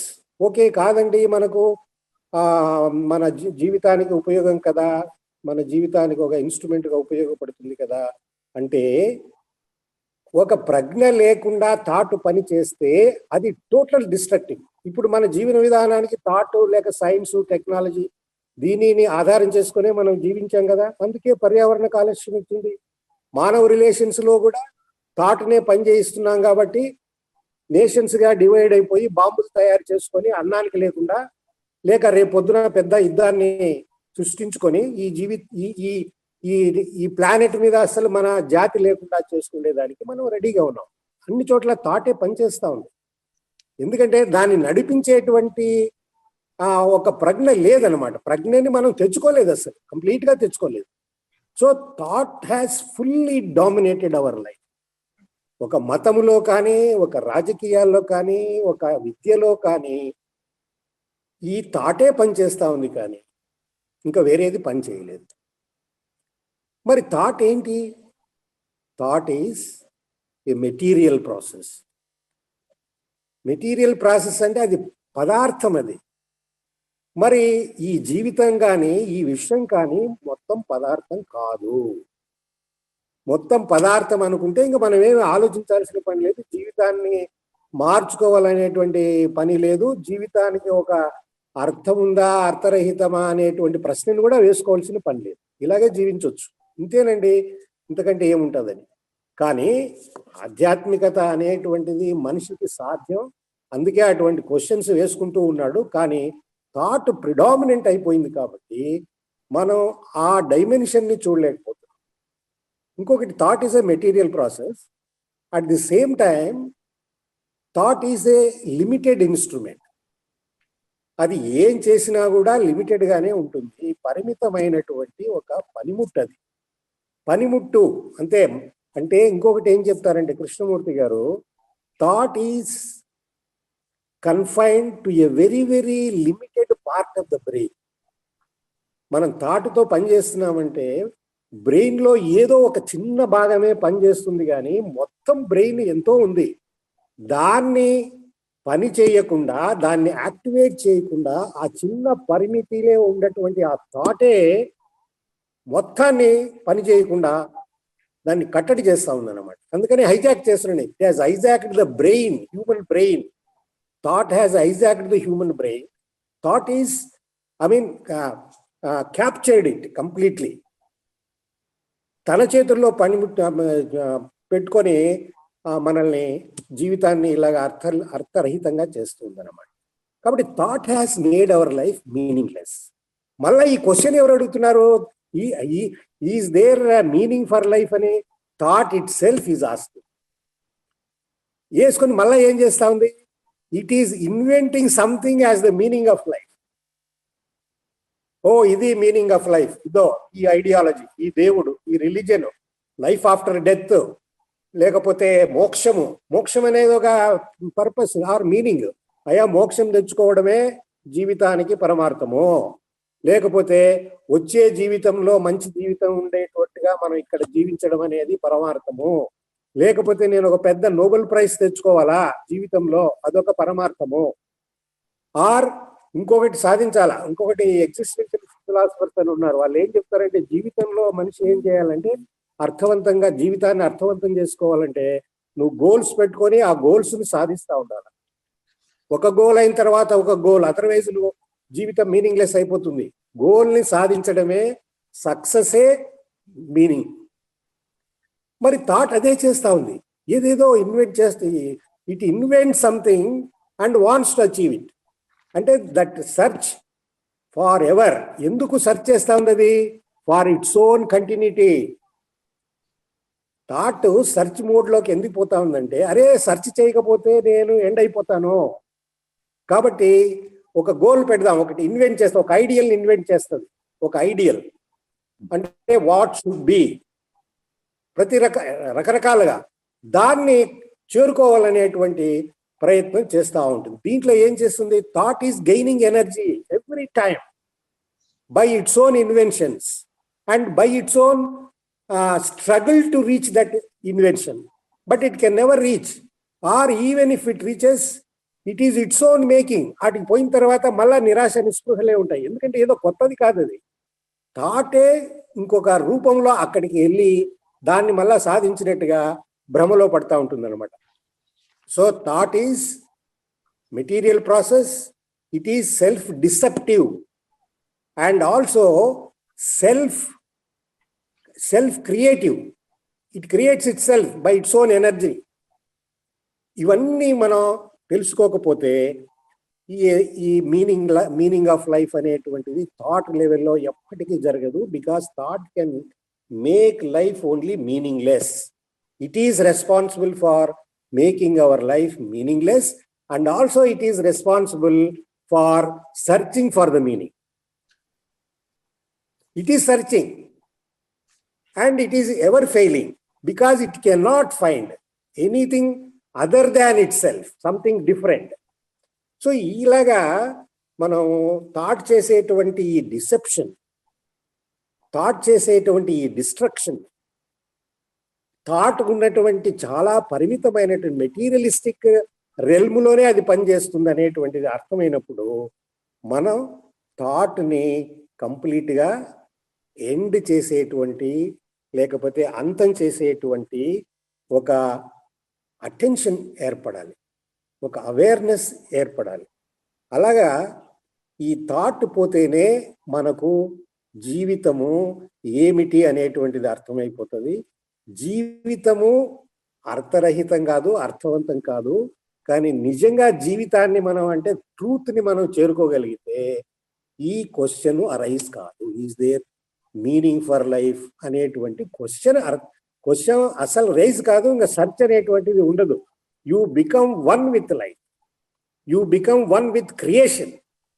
Thought is destruction, truth is creation, truth is creative. Creative అంటే మనకున్నటువంటి క్రియేషనే, సృష్టి, అందులో ఏకం కావడమే. కానీ థాట్ అంటే ఏంటి? మెటీరియల్ ప్రాసెస్, దాంట్లో నుంచి మనల్ని పక్కకు పడేస్తుంది. ఈ సృష్టిలో నుంచి థాట్ అనేటువంటిది ట్రూత్లో నుంచి పక్కకు పడేసి మన జీవితాన్నంతా అల్లకల్లోలం చేసి లేనిపోని భ్రమల్ని సృష్టించి థాట్ అనేదే ఒక భ్రమ. కాబట్టి అది చేసేదంతా భ్రమనే, ఇల్యూషనే. మన జీవితంలో మన గోల్స్, మనం సాధించేటువంటివి, మన డబ్బు, మన గౌరవము, అధికారము, ఇవన్నీ కూడా భ్రమలు created by thought. And pleasure, success, fear is also illusion. Illusion లో పడ్డాం కాబట్టి ఫియర్ వచ్చింది. ఫియర్ ఈజ్ ఎ భ్రమ, it's not a reality. It can be eliminated by understanding the structure or the deceptive attitude of thought. కాబట్టి ఎప్పుడైతే thought చేసేటువంటి మొత్తము ఈ ఈ ఈ డ్రామాని మనం అర్థం చేసుకున్నట్లయితే, drama of thought, the illusory activity of thought అర్థం చేసుకున్నట్లయితే, థాట్ ని చాలా పెట్టి ఇన్స్ట్రుమెంట్, పెట్టి part of the mind. It is outside. Thought అనేది ఇక్కడ మన, it is not there in the brain. No, thought is outside. Thoughts are outside. It's a material process. They are touching the brain coming from outside, because that is a material process. Therefore, ఇదంతా అవగాహన అయినప్పుడు మరి మనము డెఫినెట్గా ట్రూత్ని అవగాహన చేసుకోవచ్చు, సృష్టిని అవగాహన చేసుకోవచ్చు. అండ్ థాట్ ఈజ్ ఇంపర్మనెంట్ కదా, కాబట్టి అది ఏం చేసినా ఇంపర్మనెంటే. Then you go to what is known as eternity, infinity. Eternity, infinity, which is beyond thought, time. Thought and time have made our life meaningless, destructive. So if life was to become meaningful and creative and compassionate and intelligence, then thought has to take its own place or confined to its own place, which is very insignificant place. Thank you very much, Ramakrishna garu. Thank you sir, thank you sir Vedapani garu. మంచి. చాలా చాలా clarity మాకు మా ముందు ఉంచారు. నమస్కారం. నమస్కారం అండి. Thank you sir, thank you Vedapani garu. Right.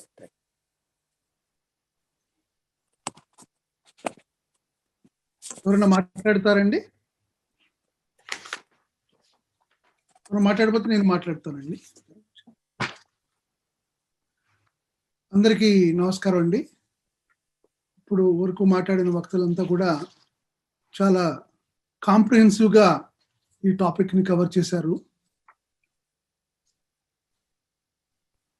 అసలు ఎందుకు సెర్చ్ చేయాలి, ఏమి సెర్చ్ చేస్తాము?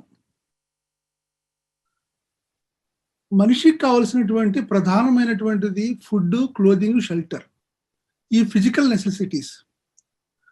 వీటిల్ని పొందడానికి వాట్ ఎవర్ కార్యక్రమం చేయాల్సి ఉంటుంది, ఎకనామిక్ యాక్టివిటీ. అంతకు మించి ఏమన్నా సీక్ చేసేది ఏమన్నా ఉందా? అయితే మానవుడి యొక్క సెల్ఫ్ ఏదైతే ఉన్నదో ఈ ఆబ్సెన్స్ ఆఫ్ కూడా కొన్ని సందర్భాల్లో మనం చూస్తూ ఉంటాం. మొమెంట్స్ ఆఫ్ ఒక క్లారిటీ మనకి వస్తుంది. అప్పుడు ఈ అబ్జర్వర్ అనేటటువంటిది ఫంక్షనింగ్ లో లేనప్పుడు జరిగేటటువంటి సందర్భము. దానిలో ఒక చర్యగా ప్రధానంగా ఈ సెక్స్ యాక్టివిటీ, సెక్సువల్ ఎక్స్పీరియన్స్ కూడా చెప్తారు. సెల్ఫ్ ఫర్గెట్ఫుల్నెస్ కి మనకు కనిపించేటటువంటిది. మిగతా అంశాల్లో మనకు అంత కనిపించదు, కానీ ఆ ఒక విధమైన ఈజ్, క్లారిటీ, ఒక రిలాక్సింగ్ యాంగిల్, ఇటువంటిది కనిపిస్తుంది. అయితే లైఫ్ అన్నది చాలా కాంప్లెక్స్ ఫీల్డ్ ఆఫ్ ఎగ్జిస్టెన్స్. మనం ఈ ఫుడ్, క్లోదింగ్, షెల్టర్ తోటి సరిపోదండి. సైకలాజికల్ రేలంకి వెళ్తాడు. సైకలాజికల్ కంఫర్ట్స్, పవరు, పొజిషన్, తర్వాత a kind of permanence in all aspects, relationship లో కానీ మిగతా వాటిల్లో కోరుతాడు. అలాగే ఏదైనా ఒక సాక్రెడ్, పవిత్రత ఏమైనా ఉందా, దాన్ని కూడా పొందాలి. ఇందాక వేదపారణి గారు చెప్పిన విధంగా ఈ థాట్ ఏదైతే ఉన్నదో, ఆలోచన, మన మైండ్ ఎప్పుడు కూడా ఈ నోన్ అంటే తెలిసిన దానిని పొందాలనేటటువంటి ఈ ప్రక్రియలోనే పనిచేస్తూ ఉంటుంది. పైగా ఈ వాస్ట్ ఫీల్డ్ ఇది, దీంట్లో ఏదో ఒకటో రెండో పెట్టుకుంటాం మళ్ళీ అంశాలు, దాన్ని మళ్ళీ సీక్ చేయడానికి మనం ప్రయత్నిస్తూ ఉంటాం. కానీ మిగతా అంశాల మీద దాని యొక్క ప్రాధాన్యత వదిలేస్తాం. But life it self is a total process. మనం ఒకటి వదిలేసేసి ఒక ఒక ఒక ఒక ఒక ఒక కమలం తీసుకుంటే ఒక పీటల్, ఒక రేఖ ఒకటే అంటే కాదు కదా, మొత్తం టోటల్ గా మనము అన్నిటినీ ఇది చేయాలి. అది సూపర్ఫిషియల్ అయిపోతుంది. ఒక అంశాంతో మనం ఇది చేసుకుని మిగతా అంశాలన్నిటిని కూడా పక్కన పెట్టేసినట్టయితే. అయితే కృష్ణమూర్తి గారు ఒక డిస్కషన్ లో సానిన్ దానిలో జరిగింది, ఈ డిస్కషన్ లో చక్కగా వివరించాడు. ఒక కన్ఫ్యూజ్డ్ స్టేట్ గురించి. ఒక మనిషి ఎవరైతే కన్ఫ్యూజ్డ్ స్టేట్ ఉన్నాడో అతను ఏది వెతికినా కూడా అది కూడా ఇంకా ఫర్దర్ కన్ఫ్యూజన్కి, సంక్షోభానికి దారితీస్తుంది.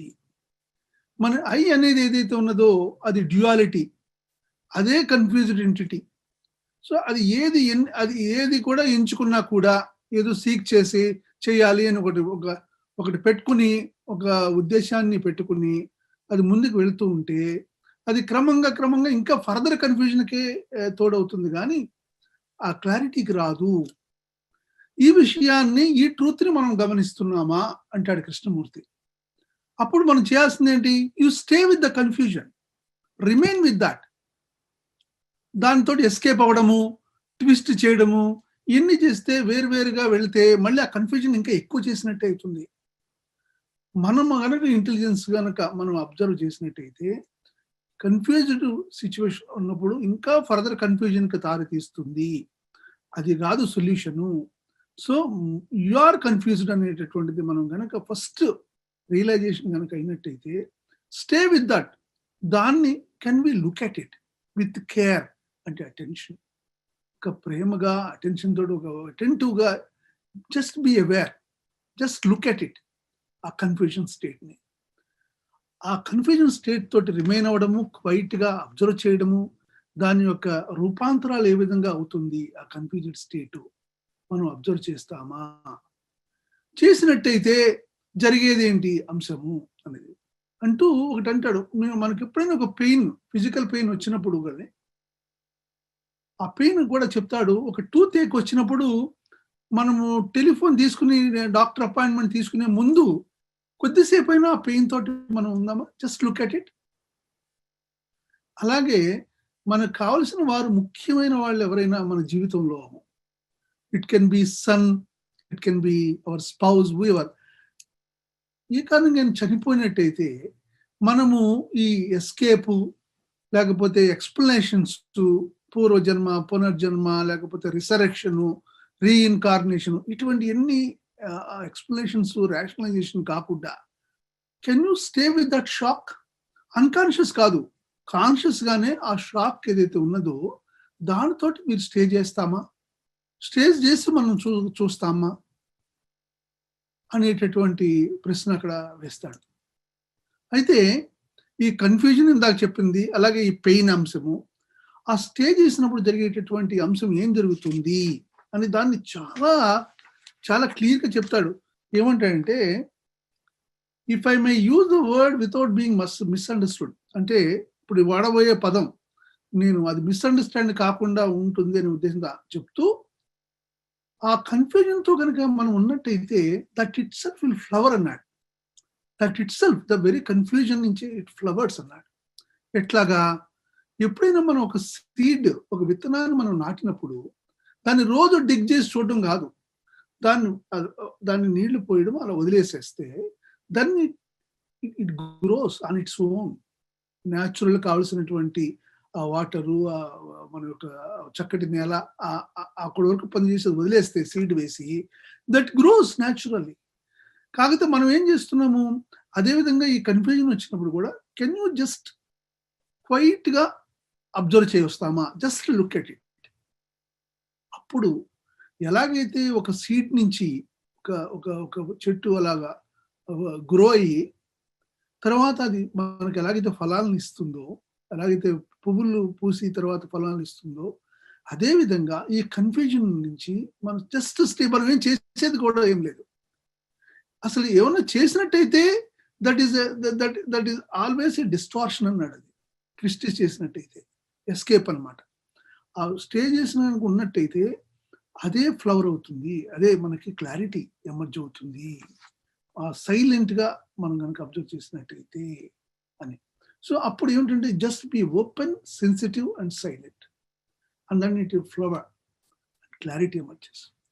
నాకు తెలిసినంత వరకు ఈ టీచింగ్ ఎక్కడికి వెళ్ళాల్సిన పని కానీ ఇంకొకటి కానీ ఏమీ లేదు. దీంట్లో ఒక ఉదాహరణ అది కూడా చెప్తాడు. ఎవరో ఒక మాంకు ఒక 50-60 సంవత్సరాలు ఇల్లు వదిలి వెళ్ళిపోతాడు ఇన్ సెర్చ్ ఆఫ్ ట్రూత్ ఏముంటాయి అని తెలుసుకోవడానికి. ఎక్కడ దొరకపోయేటప్పటికి బాగా ముదిసలైపోయి ఇంటికి వస్తాడు. ఇసుకేస్తే ఆ తలుపు ఇలా ఓపెన్ చేయగానే that is behind the door అంటాడు ట్రూత్. అంటే ఆయన చెప్పబోయడానికి ప్రయత్నిస్తున్నాడు ఏంటంటే మన నిజ జీవితంలోనే మనం ట్రూత్ అనేటటువంటి విషయాన్ని మనము అవగాహన చేసుకోవచ్చు. దీని గురించి అంటూ ఎక్కడ పాకులాడా లేకపోతే వెళితే పలాయనం చెందితే రన్నింగ్ అవే ఎస్కేప్ అవుతుంది అని కానే కాదు. ఇందాక పెద్దలు వేదపారాయణగా చెప్పిన మనకు కల్పించిన థాట్ ఏదైతే ఇన్స్ట్రుమెంట్ అంటే మనం ఇదైతే ఉన్నదో అన్ని విషయాల మీద ఆక్రమించింది. అది క్రైసిస్ అక్కడే ఉంది. The crisis is in the very psyche it self. అక్కడ మనం ఏ కొమ్మ మీద అయితే కూర్చున్నామో ఆ కొమ్మనే మనము దాన్ని నరుక్కుంటున్నాము. ఈ విషయం మనకు తెలియటలా. దీని విషయాన్ని కృష్ణమూర్తి చాలా చాలా అనేక విధాలుగా మానవాళికి అర్థం చేసే ప్రక్రియలో ఆయన మనకి ఎన్నో విధాలుగా ఎక్స్ప్లెనేషన్ చేయడం జరిగింది. అందుకోసమే అబ్జర్వర్ ఈజ్ ద అబ్జర్వర్డ్. అది అబ్జర్వర్డ్ కాదు అనే ఉద్దేశంతో ఎప్పుడు కూడా ఈ అయ్యే అన్నిటికీ అదే సమస్య పూరితము, అదే సమస్యని తీయడానికి ప్రయత్నిస్తూ ఉంటుంది. అంచేత అది ఇన్స్ట్రుమెంట్ కానే కాదు. సో దాన్ని మన Krishnamurti choiceless awareness, just observe the total with all senses fully awakened, just be aware. Then దానంతటా అదే మొత్తం రివీల్ అవుతుంది. దాని యొక్క లిమిటేషన్ కూడా దాన్ని గమనించవచ్చు. థాట్ ఆ లిమిటేషన్ గమనిస్తే it has got its place some technical aspects లో, ఒక ఎకనామిక్ యాక్టివిటీ వరకు అంతవరకే. అది ఏ విధమైనటువంటి ఇంకొక చోట రోల్ లేదు దానికి అని చెప్తూ ఈ సోకాల్డ్ సెర్చ్ ఏదైతే ఉన్నదో the very process itself is wrong. Search అన్నది only looking, watching, observing, just observe. ఇది మొత్తం ఎసెన్స్ కృష్ణమూర్తి చెప్పినటువంటి టీచింగ్ లో మనం గమనిస్తే ఇది. ఎందుకంటే టైం ప్రాసెస్ ద్వారా టైమ్లెస్ స్టేట్కి వెళ్ళేటటువంటి అవకాశం లేదు. అంచేత the very first step is the last step. So మొదటి నుంచి కూడా the means will determine the end అంటాడు. యుద్ధము ఇక్కడ శాంతి అంటే శాంతి పరంగానే మనం ముందుకెళ్ళాలి కానీ అంతే ఇక మన యొక్క యాక్షన్స్ అన్ని కూడా ఎంతో వైలెంట్ గా మొదలైతే ఆ చివరి రిజల్ట్ కూడా ఆ మేరకు ఉంటుంది. మనం శాంతి కనుక మనం ఇది అంటే మన యొక్క మీన్స్, మన యొక్క విధానాలు కూడా శాంతి పరంగానే మొదటి నుండి కూడా ఆ దృక్పథంతో ముందుకు వెళ్లాల్సి ఉంటుంది. అంచేత థాట్ యొక్క లిమిటేషన్ మనం గమనించినట్టయితే it will not interfere. So అది దానికి ఉన్న పరిధిలో అది ఉంటుంది. అక్కడ వరకే ఒక టెక్నికల్ ఆస్పెక్ట్స్ వరకునే దాని యొక్క ప్రాధాన్యత ఉంది. మిగతా వాస్ట్ ఫీల్డ్ లో అయితే ఏ మతం ఓన్లీ లవ్ దాన్ని చెప్పాడు. ఇందాక డాక్టర్ సుబ్బారావు గారు యాక్షన్ ఇన్యాక్షన్ గురించి చెప్పారు. సో ఎనీ యాక్షన్ మనం ఏమనుకుంటామంటే పాజిటివ్ యాక్షన్ ఉన్నట్టు ఏంటంటే అది మీ ఫంక్షన్ అవుతోంది. అది ఒక విల్ పవర్ కానివ్వండి, లేకపోతే ఒక ఐడియా వాట్ షుడ్ బి. దీంతో మనము అలాగే ఒక టెండెన్సీస్ వీటితోటి ఒక టెంపర్మెంట్ తోటి మనం వెళ్తున్నాం. ఇదంతా కూడా మీతోటి జరిగేటటువంటి కార్యక్రమం. But there is another thing which is inaction అన్నాడు. నాన్ మీ అంటే మీ లేని స్థితి. అసలు ఈ యొక్క భూలోకంలో ఈ మన ప్రపంచంలో మనం ఇలా బతకగలుగుతామా, ఎలా బతకాలి నాన్ మీ అనే అంశాన్ని కూడా కృష్ణమూర్తి ఆ ఇష్యూని చాలా చక్కగా అడ్రస్ చేశాడు. Because it intelligence operates. ఆ intelligence it will operate. So అక్కడ ఎక్కడ కావాలంటే అక్కడ మినిమం ఆస్పెక్ట్స్ వరకునే ఉంటుంది. మిగతా అంతా కూడా వాట్ ఈస్ దట్ ఇన్యాక్షన్ అంటే దానికి ఒక పేరు పెడుతున్నా, అది లవ్ అన్నాడు. I would call it love అన్నాడు. ఇదంతా ఈ లవ్ మనం మళ్ళీ ప్లెజరు లేకపోతే సెక్షువల్ ప్లెజర్ దానికి సంబంధం అబ్సల్యూట్లీ కానే కాదు. టోటల్లీ అన్రొమాంటిక్, అన్సెంటిమెంటల్ అని చెప్పాడు. ఆ స్థితిలో బోత్ మనకు టైం ఫ్యాక్టర్ అయితే ఉన్నదో థాట్కుండేటటువంటి థాట్ చేస్తూ ఉంటుంది. మిగతా అన్ని చోట్ల it keeps quiet on its own, realizing its own futility. దాని యొక్క పరిమితి అది గమనించి అది ఉన్నప్పుడు అప్పుడు మనకు కావాల్సింది ఏమిటి, వచ్చేది ఏంటంటే ఓన్లీ టైమ్లెస్ స్టేట్లో ఒక ప్రేమపూరితమైనటువంటి ఇదిలోనే మనిషి దాన్ని యాక్టివ్లీ ఇన్యాక్టివ్ అని కృష్ణమూర్తి చాలా చక్కగా మనకి కాయిన్ చేసి ఇది చేసినాడు. Thank you sir, thank you.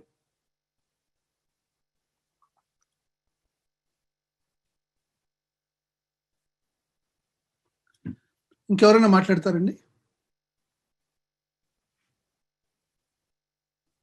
Prasad గారు.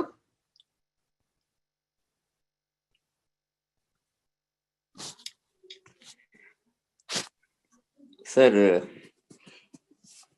Search for what is the meaning of life అంటే నాకు అర్థమైంది. ఎప్పుడైనా కృష్ణమూర్తి గారి గురించి ఎవరు చెప్పినా తనకు అర్థమైనట్లే అంత మట్టుకే అని చెప్పుకోవాలి. ఎందుకంటే పూర్తిగా ఎవరికి అర్థం కాదు అనుకుంటాను ఆయన. నాకు అర్థమైనంత మటు సెర్చ్ ఫర్ మీనింగ్ అనేది అప్పుడు what is the meaning of life అంటే, మొదట్లో ఎవరో చెప్పినట్లుగా ఆయన పర్పస్, గోల్ అవి వేరు, మీనింగ్ ఆఫ్ లైఫ్ వేరు అని చెప్పారు. పర్పస్ ఆఫ్ లైఫ్ కానీ గోల్ ఆఫ్ లైఫ్ కానీ అంటే అవి స్పెక్యులేటివ్గా మనం వాటిని డిఫైన్ చేసుకుంటాం. అది ఎవరికి తోచినట్టు వాళ్ళు చెప్పుకుంటారు. ఎవరో ఒకరు చెప్పినట్టుగా Nobel prize is my goal in life అనుకోవచ్చు, పర్పస్ ఇన్ లైఫ్ అనుకోవచ్చు, లేకపోతే ఒలింపిక్స్ ఛాంపియన్ అవడం అనుకోవచ్చు, లేకపోతే ప్రైమ్ మినిస్టర్ అవడం అనుకోవచ్చు, ఏదో అలా అనుకోవచ్చు. మీనింగ్ ఆఫ్ లైఫ్ అనేదానికి మనం అబ్జర్వ్ చేసుకోవచ్చు. నాకు అర్థమైనంత మట్టుకు ఏమిటంటే, మీనింగ్ ఆఫ్ లైఫ్ మనం చేస్తున్న పనిలో మీనింగ్ ఉందా ప్రస్తుతానికి. మనం సాధారణంగా జీవించే విధానం చూస్తే ఏదో ఆఫీస్కి వెళ్ళటం ఫ్రమ్ 10 to 5 ఫర్ 30-40 years వెళ్ళటం, ఇది పిల్లల్ని కంటం, వాళ్ళ పెళ్ళిళ్ళు చేయటం, వాళ్ళని చదివించటం, వీటిల్లో ఏమైనా ఇదే మీనింగా ఇంకేమైనా ఉందే? సరే, ఇది కాదు అనుకుంటే ఏం చేస్తాం? We borrow some meaning. ఎలాగంటే ఏదో రోజు పారాయణం చేయటం, వెంకటేశ్వర స్తుతి రోజు చేయటం, ఇవన్నీ ఏమిటి? ఈ లేకపోతే భగవద్గీత చదవటం, బైబిల్ చదవటం, ఇలాంటివన్నీ ఏమిటంటే చర్చికి వెళ్ళటం, ఇవన్నీ బారోడ్ మీనింగ్స్ అన్నమాట. ఏదో సొసైటీలో ఎవరో చెప్పింది, ఎవరో చదివింది, ఎవరో రాసింది, వాటిని మనం మన మీనింగ్స్గా అడాప్ట్ చేసుకుంటున్నాం. ఇది తీసివేస్తే, ఈ రకమైన మీనింగ్స్ తీసివేస్తే కొన్ని పొలిటికల్ ఐడియాలజీస్, ఏదో సోషల్ వర్క్ అని, చారిటీ వర్క్ అని, వాటిల్లో వెళ్ళి అక్కడ మళ్ళీ అది ఒక రకం సెల్ఫ్ ఎన్హాన్స్మెంట్, సెల్ఫ్ ఎక్స్పాన్షన్ అవుతుంది. కృష్ణమూర్తి గారు చెప్పిన వాటిలో ప్రతి దానిలోనూ కూడా ఈ సెల్ఫ్ ఎక్స్పాన్షన్ అనే యాక్టివిటీని చూసుకోమంటారు. మనం ఏది చేసినా ఈ సెల్ఫ్ అనేది చాలా డిసెప్టివ్. అది ఏ మూలో ఒక మూల దాక్కుని ఉంటుంది. మీరు ఎంత మంచి పని చేస్తున్నాం అనుకున్నా ఆ మంచి పనిలో కూడా ఎక్కడో ఓ సెల్ఫ్ దాగి ఉంటుంది. ఇవి తీసిన తరువాత మీకు ఇంకొకటి మిగులుతుంది. అది కూడా వదిలేశారనుకోండి, మీకు తర్వాత ఏం మిగులుతుంది? మీ పర్సనల్ ఎక్స్పీరియన్స్ మిగులుతుంది. మీ పర్సనల్ ఎక్స్పీరియన్స్ మీ భూతకాలం అన్నమాట. మీ భూతకాలమే మిమ్మల్ని హాంట్ చేస్తూ ఉంటుంది. Your past is a devil అన్నమాట, హాంటింగ్ యూ. మీ మెమరీస్, మీ ఎక్స్పీరియన్సెస్ అవే మిమ్మల్ని నడుపుతూ ఉండి అవే వాటిలోనే మీరు మీనింగ్ని వెతుకుతూ ఉంటారు. కాబట్టి ఇవి ఏవి మీనింగ్ కావు అని మనకి తోచే అవకాశం ఉంది. ఇవేవి మీనింగ్ కాకపోతే ఇంకేమిటి మీనింగ్? ఆ మీనింగే కొంతమంది చెప్పినట్లుగా ఓ స్టిల్నెస్ ఆఫ్ ది మైండ్, ఓ సైలెన్స్, దాన్నే ఫ్రీడమ్ అనండి, సైలెన్స్ అనండి. The mind is free totally of everything. Of everything అంటే everything borrowed from outside or created by yourself. అది జరిగినప్పుడు, ఒక రకం ఫ్రీడమ్ వచ్చినప్పుడు అంత మట్టుకే మనం మాట్లాడుకోగలం. ఇక పై తరువాత, ఫ్రీడమ్ తరువాత అది ఇంటెలిజెన్స్.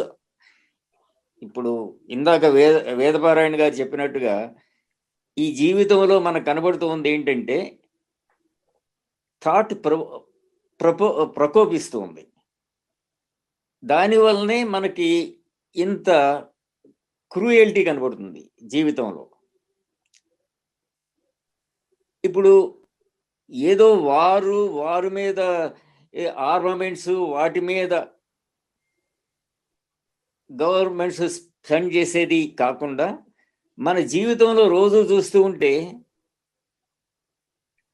పాల కోసం బఫెలోని ఇంజెక్షన్స్ ఇస్తాం. లేదా చూడండి, ఈ పౌల్ట్రీ ఫార్మింగ్ ఉందనుకోండి, దానిలో ఎంత క్రూయల్టీ ఉందో చూసుకోవచ్చు. మనం ఒక కేజీలో పెట్టి దాన్ని ఇచ్చేస్తాం. ఇవన్నీ కూడా అబ్జర్వ్ చేసుకోవచ్చు. అదే కృష్ణమూర్తి గారు నాకు అర్థమైనంత మటుకు చెప్పేది, అబ్జర్వ్ అవుట్ సైడ్.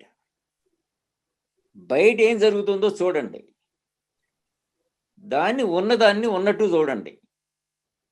దానికి మళ్ళీ విపరీతార్థాలు ఏమి పెట్టకుండా ఉన్నట్టు చూడండి. అలాగే మీలో కూడా చూసుకోండి. ఇవి రెండే observation, both out side and inside. ఈ రెండే మనం చేయాల్సిన పనులు. ఈ కాంబినేషన్గా వెళ్ళాలి. లేకపోతే ఊరికి ఇన్సైడ్ అబ్జర్వేషన్ అయినా ఇంబ్యాలెన్స్ వస్తుంది, ఒట్టి అవుట్ సైడ్ అబ్జర్వేషన్ అయినా ఇంబ్యాలెన్స్ వస్తుంది. ఈ రెంటిని బ్యాలెన్స్ చేసుకుంటూ వెళ్తే మీకు ఒక రకం మైండ్లో నుంచి కన్ఫ్యూజన్ పోయే అవకాశం ఉంది కొంతమట్టుకి. ఆ కన్ఫ్యూజన్ ఉన్నప్పుడు మీరు చెప్పినట్టుగా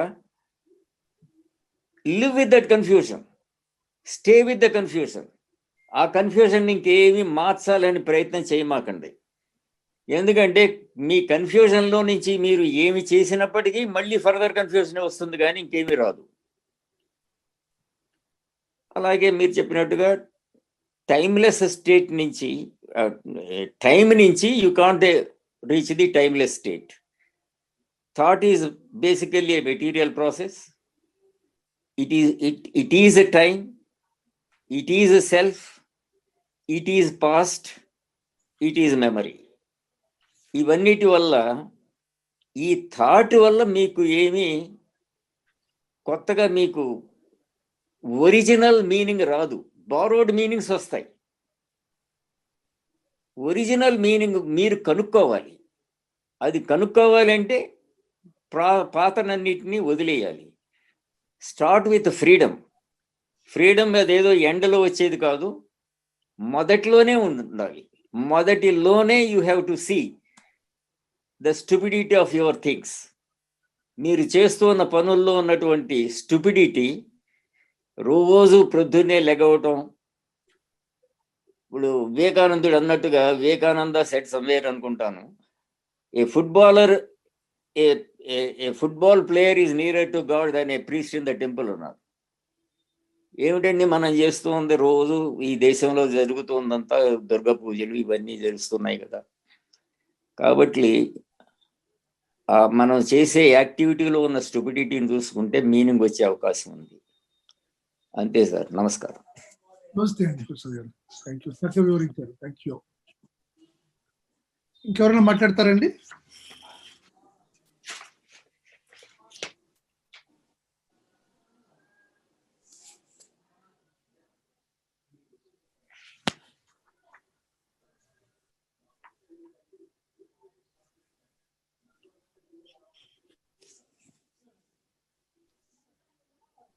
ఇప్పుడు ప్రసాద్ గారు చెప్పిన ఇదిలో ఈ పర్పస్ ఆఫ్ లైఫ్ అనే ఆస్పెక్ట్ లో అంటే కృష్ణమూర్తి అంటాడు, we must go through the door of ourselves.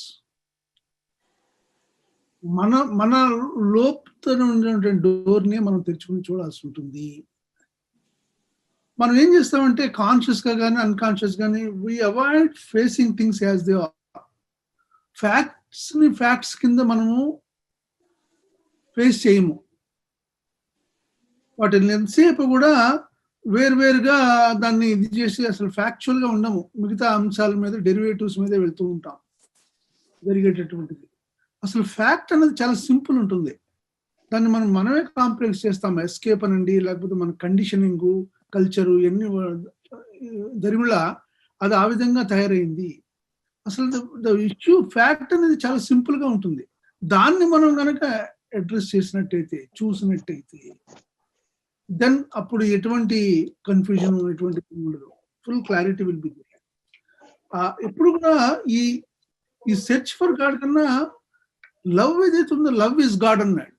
Very love, ప్రేమ పూరితమైనటువంటి ఈ మళ్ళీ అది ఎక్కడో ఉందని కాదు, మన ప్రవర్తన, మన యొక్క గెస్చర్లో, మన యొక్క యాక్షన్, మన మూమెంట్, ప్రతి దాంట్లో కూడా మన నిజ జీవితంలో ఏ రిలేషన్షిప్ లో కానీ, maybe in office setting, business setting, ఎక్కడైనా కూడా మనం దాన్ని ప్రతిబింబించవచ్చు, దాన్ని బట్టి మనం గమనించవచ్చు. నేను మా ఆఫీస్ లో కూడా చూసేవాడిని అండి. నేను చూసిన దాంట్లో అది ఏ స్థాయి అయినా కాదు, అది న్యాచురల్ గానే కనిపిస్తుంది కొంతమందిలో అలా ఫ్లవరింగ్. ఇంకొకళ్ళకి మనం సేవా తత్పదం చేస్తున్నామని కూడా చెప్పరు వాళ్ళు. They just do it. అంటే వాళ్ళ యాక్షన్ పరంపరలో మనం గమనిస్తే లోపల ఇంటెంట్ అంతే అలాగే ఉంటుంది. అతను చాలా చిన్న స్థాయి ఉద్యోగం అయి ఉండొచ్చు, ఆ స్థాయి సంబంధమే లేదు, స్థాయితో సంబంధం లేకుండా అది అలాగే పెద్ద స్థాయిలో కూడా ఉండొచ్చు, కొంతమంది ఉండకపోవచ్చు. సో అది స్థాయితో ఏమాత్రము సంబంధం కానిటువంటి అంశాన్ని ఇదిగా మనం చూస్తే కనుక, అబ్జర్వ్ చేస్తే మనకే తెలుస్తూ ఉంటుంది నిజ జీవితం.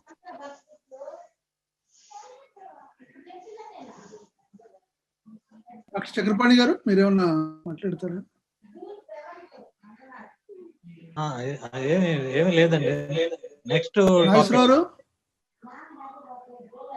టాపిక్ అండి. చెప్తా. నాగేశ్వరరావు, నమస్కారం. లేదు ఈ రోజే మాట్లాడండి. Thank you. మీరు డిస్కషన్ అంటున్నారు, మరి లేకుండా ఎట్లా? అందుకోసమే. ఓకే, ఒక నిమిషం మాట్లాడతాను అయితే. అలా వద్దు. నేను అడిగి చెప్పండి, మీరు అనుకుంటేనే చెప్పండి. అది okay sir. Don't cover up the timing, no issue. Cover up చేయాల్సిన పని. వెంకటేశ్వరరావు ఉన్నారా? లేదు సార్, వింటాను, ఈరోజు వింటున్నాను. Okay, thank you. ఇవాళ కొంతమంది కొత్తగా మెంబర్స్ కనిపిస్తున్నారండి. హలో లక్ష్మణ్ గారని, హలో సన్యాసిరావు గారు, హలో సార్. నమస్తే సార్, నేను లక్ష్మణ్, విజయనగరం.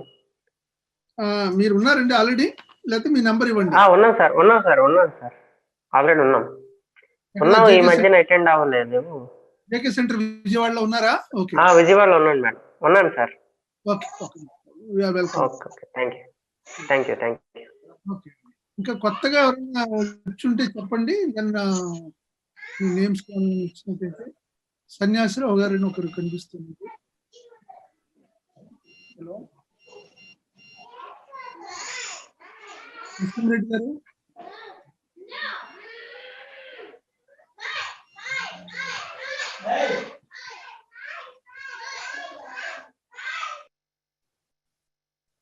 ధనలక్ష్మమ్మ గారు. Thank you sir. ఒక్క నిమిషం మాట్లాడతాను సార్ నేను. కృష్ణమూర్తి గారు the first and last freedom లో ఒక్క చోట ఏమని పేర్కొన్నారు అంటే, one who is living richly, who sees things as they are and in content with what one has, is not confused but is clear and does not ask what the purpose of life is. For them, the very living is the beginning and the end అన్నారు sir. అంటే నాకు అర్థమైనంత వరకు ఆయన ఈ seeking, searching, purpose of life ఇలాంటివి ఏమీ లేకుండా కొంతమంది రిచ్గా ఉన్నది ఉన్నట్టు చూస్తూ ఎలాంటి కన్ఫ్యూషన్ కానీ లేకుండా క్లియర్గా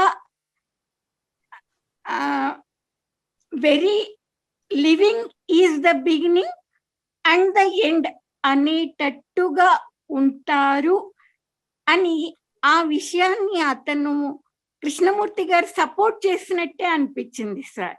ఎందుకు అంటే పర్పస్ ఆఫ్ లైఫ్ అనే దానికోసం ప్రయత్నించే వాళ్ళు ఎక్కువగా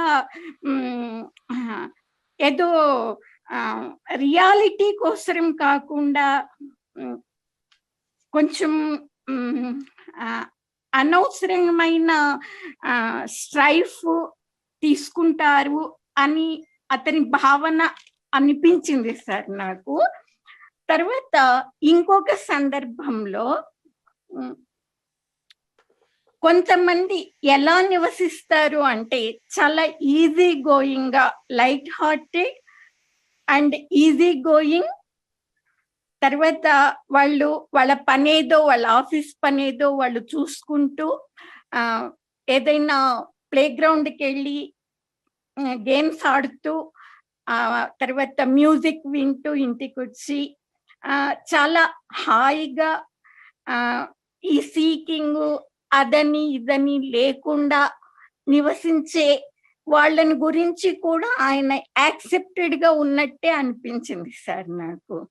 ఒకవేళ మీరు సెర్చ్ ఫర్ ఎనీథింగ్ అనేటట్టయితే మీరు రియాలిటీ కోసం సెర్చ్ చేయండి అని పేర్కొంటున్నారు సార్.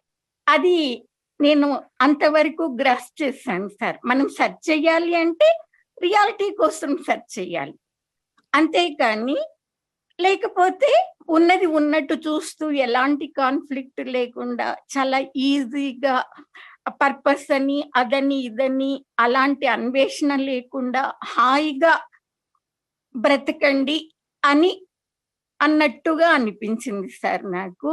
అది మీరే దాని గురించి వివరణ ఇవ్వాలి sir. Thank you sir. Thank you Dhanalakshmi గారు. చాలా చక్కటి అంశాన్ని చేశారు. కృష్ణమూర్తి సందర్భం ఏంటంటే, in the movement of search లో మనము societies, religion, various religious systems ఏదైతే ఉన్నాయో వాటిల్లో మనం జాయిన్ అవ్వడం జరుగుతుంది. అక్కడ మనం కొన్ని డాగ్మాస్, బిలీఫ్స్, రిచువల్స్, ట్యాబూస్ వీటన్నిటితోటి కూడా మనము ఎన్మెష్ అయిపోయి ఉంటాం, వాటితోటి ఎంటాంగిల్ అయిపోయి ఉంటాము. ఎందుకంటే అదే సెర్చ్ అనేటటువంటి దృక్పథంతో ఎక్కడికి వెళ్ళాలో తెలియదు, అసలు ఆ సెర్చ్ ఎక్కడికో తీసుకెళ్ళదు మనల్ని. అది ఫర్దర్ ఆ అడ్జస్ట్మెంట్స్ అలాగే కన్ఫర్మిటీ ప్యాటర్న్స్కి వెళ్తుంది. ఒక ప్యాటర్న్ బాగాలేకపోతే ఇంకో ప్యాటర్న్కి వెళతాం. సో ఇన్ దిస్ చక్కటి పదం వాడాడు, in this process of struggle and adjustment we grow old అన్నాడు. We become bold. అలా మెయిన్ అంశానికే మనము వచ్చే సందర్భం ఉండదు. అంటూ the earnest read the Gita or the Bible, this or that. The light-hearted, easy-going, seek on a different level. To them, what is important is going to the club, listening to radio, having a good job, a little money. So అది కూడా address చేశాడు. మొత్తం టోటల్గా ఒక మన యొక్క life style ఏదైతే ఉన్నదో మానవాళి లైఫ్ స్టైల్ని కృష్ణమూర్తి ఫుల్గా కవర్ చేశాడు. యాక్చువల్లీ ఆయన చెప్పేది మనము ఎనర్జీని కూడానండి ఇలా సెర్చ్లో వెళ్ళిపోయేటప్పటికి చాలా డిసిపేట్ చేస్తున్నాం మనము. Actually we need so much of energy to come up on the timeless state ఏదైతే అనుకుంటున్నామో అది it's full of energy situation. అదేదో అక్కడికి వెళ్ళేటప్పటికి వేర్ అవుట్ అనేటటువంటిది కాదు. అందుకే ఇందాక వేదపారాయణ గారు చెప్పిందంటే only understanding of the thought. అది కనుక జరిగినట్టయితే ఓన్లీ అండర్స్టాండింగ్ అయిన తర్వాత ఆ లిమిటేషన్ అది గ్రహించినట్టయితే then it keeps quiet on its own. దాని యొక్క పరిమితి దాన్ని గమనించినట్టయితే ఎక్కడ ఉన్నదో దాని చర్య అక్కడ వరకు చేసుకుని మిగతా అంతా కూడా ఓన్లీ అబ్జర్వేషనే, only watching, aware. That is how it happens. Choiceless awareness ఎందుకు కావాల్సిన సందర్భం అది కూడా ఏంటంటే క్లారిటీ గురించి. లోపల ఎన్నో ఉన్నాయి, కాన్ఫ్లిక్టింగ్, కాంట్రడిక్టరీ అంశాలు, డిజైర్స్ రకరకాలు ఉన్నాయి. And we need to understand. Krishnamurthy మొత్తం ద కంటెంట్స్ ఆఫ్ కాన్షియస్నెస్ అంతా కూడా ఇది చేసి యాక్చువల్లీ మీనింగ్ ఆఫ్ లైఫ్ అనే దానికి వచ్చినప్పుడు డాక్టర్ సుబ్బారావు గారు చెప్పారు, action of will, action of ideology, అవన్నీ యాక్షన్ ఆఫ్ టెండెన్సీస్ పక్కన తీసేస్తే వచ్చేది ఇన్యాక్షన్, అంటే నాన్ మీ. ఆ స్థితి అంటే ఏమిటి? ఆ మీన్ అంతని కూడా ఖాళీ చేయడం, ఎంటీ చేయడం. దాన్ని ఒక సిమిలి చక్క ఉపమానంతో పోల్చాడు. ఒక వెసల్ కనుక ఎంటీ అయినట్టయితే, ఖాళీగా ఉన్నట్టయితే చాలా వండర్ఫుల్ థింగ్ అంటాడు. Because it can contain a new thing. ఖాళీగా ఉన్నప్పుడు అదే విధంగా మన లోపల కాన్షియస్ చైతన్యం అంతా కూడా ఎన్నో డిజార్డర్స్ తోటి ఈ రోజున అది నిమ్ముడిపోయి ఉన్నది. దాన్ని ప్రధానంగా 3 అంశాలతోటి మనం కృష్ణమూర్తి ఇంతవరకు కూడా మనం సెషన్స్ లో కవర్ చేశాము. ఒకటి ప్లెజర్ ఒకటి ఉంటుంది, రెండోది ఫియరు, మూడోది సారో. ఈ మూడిట్లో ఫిట్ అని అవుతాయి మొత్తం అన్ని కూడా. సో వాటిని ఏ విధంగా మనం చూడాలి? వాటిని అండర్స్టాండ్ చేసుకోవడం ఎట్లా? జస్ట్ చూడడం ద్వారా, లుక్, అబ్జర్వ్ ద్వారా, వాచింగ్ ద్వారా. So the very watching itself is cleaning up, emptying it. So ఆ ఎంప్టీయింగ్ ఆఫ్ అవర్ కాన్షియస్నెస్, ఆ అంశాన్ని మనం చేయాల్సి ఉంటుంది. అప్పుడు it has got full energy. Then the timeless it comes uninvited. That is what. So అందుకోసమే థాట్కి అసలు ఏమాత్రము పాత్ర లేదు మన రిలేషన్షిప్ లో, మానవ సంబంధాలలో. ఇందాక వేదపారాయణ గారు టైమ్లెస్ అంటే ఏమి, లేదా ట్రూత్ అంటే ఏమిటంటే మనం we are one with the nature. Nature మన వల్ల క్రియేట్ కాలేదు. ఇప్పుడు నేచర్ని మనం డిస్ట్రాయ్ చేసేస్తూ ఉన్నాం. ఎప్పుడైతే మనం మన యొక్క పరిమితిని మనం గ్రహించినట్టయితే ఆ నేచర్ని దానంతటా ఇది దాంతో మనం మమేకమై జీవనం మనం గడిపిస్తాం. ఇప్పటి వరకు స్మాల్ ఎంక్లోజర్, కృష్ణమూర్తి అదే చెప్తాడు, చాలా స్మాల్ ఎంక్లోజర్ ఈ థాట్ అనేటటువంటిది. కానీ అదే దాని ఒక్క దాంట్లోనే మనం కొట్టుమట్టేసి అసలు అది ఒక్కటేని అనుకుంటున్నాం మనం. ఎందుకంటే అదే క్రియేట్ చేసింది మొత్తం అంతా కూడా. ఈ రిలీజియస్ ఆర్డరు తర్వాత ఆఫ్టర్ డెత్ కూడా ఏమవుతుంది, ఎవ్రీథింగ్ ఇదే ఇన్వెంట్ చేసుకుని సెల్ఫ్ ప్రొజెక్షన్ అనమాట, ఇల్యూజన్స్. సో ఈ అంశాన్ని ఒక కాంప్రహెండ్ చేయగలుగుతున్నామా? కృష్ణమూర్తి గారు 1 గంటలో నాకు అదే చాలా మెచ్చుకోదగ్గది. ఎందుకంటే లేకపోతే వి గ్రో ఓల్డ్. ఆ విషయాన్ని మనం గ్రహించాలి. చేసేటటువంటి పనుల్ని, ఆ ఇగ్నోరెన్స్ అనండి, చేసేటటువంటి ఆ కన్ఫ్యూజెడ్ స్టేటు, ఆ ఎంటిటీ, ఇది కూడా చెప్పాడండి ఇందులోనే. ఈ యొక్క మెటీరియల్లోనే ఈ ఆత్మ, సోల్, అది కూడా అవుట్ ఆఫ్ కన్ఫ్యూజన్ లోనే ఈ ఇన్వెంట్ చేసింది థాట్ అన్నాడు. So that itself is also a confused entity. అసలు అది అంటే ఉన్నదా? There is no permanency inside. మనం ఏదో ఒకటి పర్మనెంట్ సృష్టించింది, ఒక ఇల్యూషన్. అబ్సల్యూట్ ట్రూత్ కృష్ణమూర్తి మన ముందు చాలా సింపుల్ గా మన ముందు ఉంచాడు. సార్ రామకృష్ణ గారు చాట్ బాక్స్ లో ఒక ఆయన పెట్టారు. చాట్ బాక్స్ లో ఏమనంటే మీరు మాట్లాడింది ఎఫర్మేషన్స్, డిస్కషన్స్ అవి ఇవన్నీ కూడా ఏమైతే మనం మాట్లాడుకుంటున్నామో అవన్నీ అబ్జర్వర్ ని స్ట్రెంగ్థన్ చేస్తాయి కదా, మరి ఏంటని ఆయన ఏదో పెట్టారు ఒక ఆయన. S20 గెలాక్సీ ఏదో అది. అయితే దాని గురించి నేను చిన్నది చెప్పదలుచుకున్నాను, ఎందుకంటే ఆయన పెట్టారు అప్పుడు. దీని అంతటికీ కూడా మనం ఏం మాట్లాడినా, ఏం చేసినా, ఏ యాక్షన్ చేసినా అది అబ్జర్వర్ ని స్ట్రెంగ్థన్ చేస్తుంది తప్ప అబ్జర్వర్ ని డిజాల్వ్ చేయదు అనేది ఆయన చెప్పింది, కృష్ణాజీ గారు చెప్పింది. అయితే మనం చేసేది ఇప్పుడు ఈ యాక్టివిటీ ఏదంటే ఏది మాట్లాడినా ఏం చేసినా అబ్జర్వర్ స్ట్రెంగ్త్ అయిపోతా ఉంటాడు. అది అది అది మనం కాదనలేని సత్యం అది. అది ఇక్కడ ఏంటంటే సెన్సిటివిటీ అనేది చాలా ఇంపార్టెంట్. సెన్సిటివిటీ అంటే ఆ సెన్సిటివిటీలో మీరు హయ్యెస్ట్ సెన్సిటివిటీలో ఉన్నప్పుడు మీరు యాక్ట్ చేయడం మానేస్తారు. అంటే మీకు అర్థమైపోద్ది అప్పుడు నేను ఏది చేసినా అబ్జర్వర్ యాడ్ అయిపోతున్నాడు, వాడు స్ట్రాంగ్ అయిపోతున్నాడు. నేనేం చేయకుండా ఉంటే, నేను ఆ అండర్స్టాండింగ్ లో ఉంటే, నాకు ఆ సెన్సిటివిటీ ఆపరేట్ అయితే నా అబ్జర్వర్ వాడు బలాన్ని పుంజుకోడు అనే సత్యం మీకుగా తెలిస్తే అది ఎప్పుడు ఆగిపోదు తప్ప, అదర్వైజ్ ఆయన చెప్పింది ఆ బాక్స్ లో ఆయన కామెంట్ చేసింది ఏంటంటే అబ్జర్వర్ స్ట్రెంగ్త్ అయిపోతా ఉంటాడు, డౌటే లేదు అందులో. అయితే మనం ఎక్కడున్నామండి? కాన్షియస్నెస్, హ్యూమన్ కాన్షియస్నెస్ లో ఉన్నాం. ఇందాక చెప్పినట్టుగా మెటీరియల్, హ్యూమన్ కాన్షియస్ అంతా మెటీరియల్, అందులో వచ్చేసాం.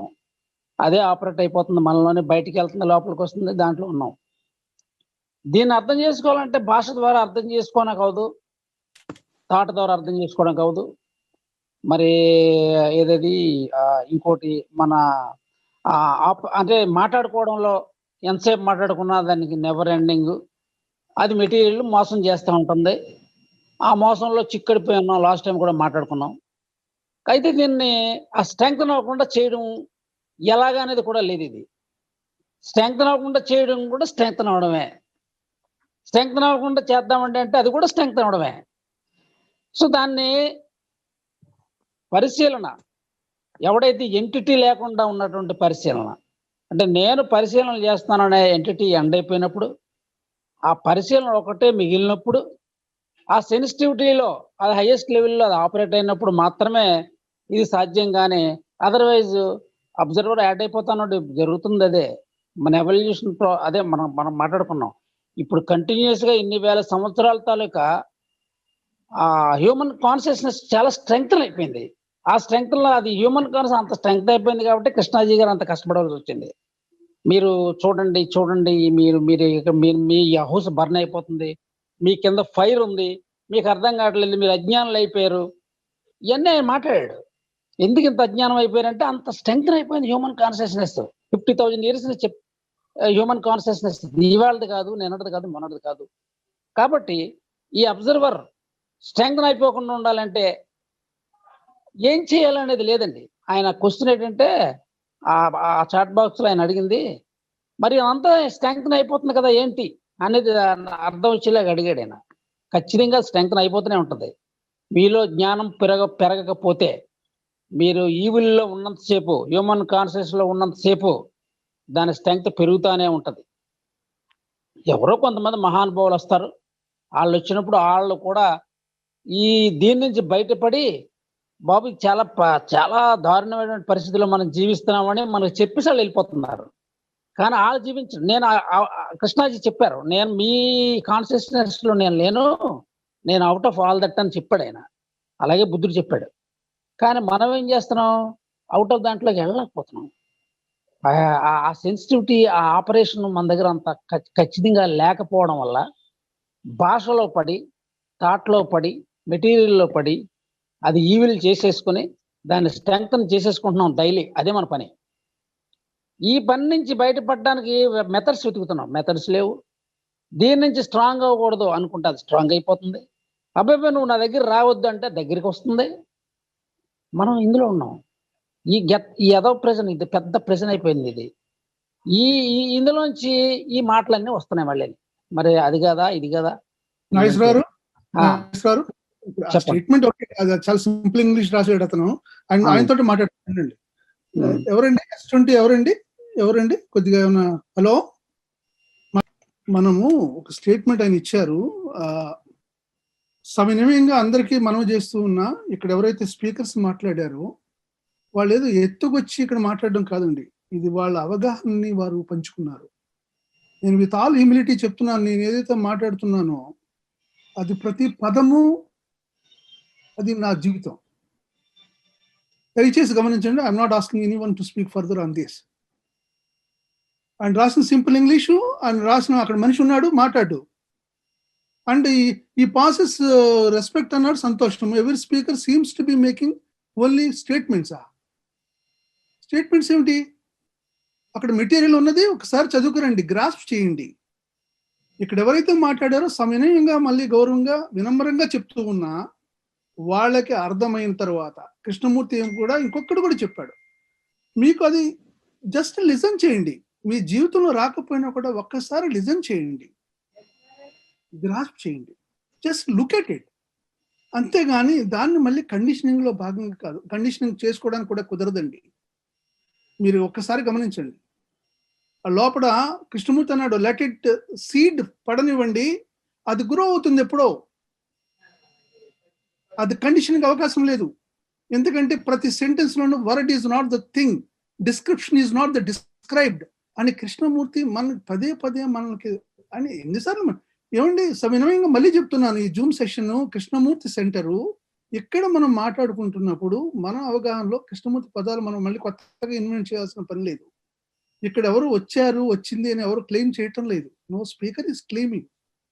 దయచేసి గమనించండి, దాని యొక్క గాంభీర్యాన్ని గమనించవలసిందిగా సవినయంగా మనవి చేస్తూ ఉన్నాను. Thank you sir. తర్వాత doctor Chakrapani garu, next week కి టాపిక్ అండి. చెప్పండి sir. What is our relationship, చెప్తాను. What will you do with your life, అది కూడా ఇన్ డెప్త్ ఫీచర్. ఓకేనండి. What will you do with your life. Thank you sir. Participate చేసిన వారందరికీ కూడా ధన్యవాదాలు. Thank you sir. నమస్కారం.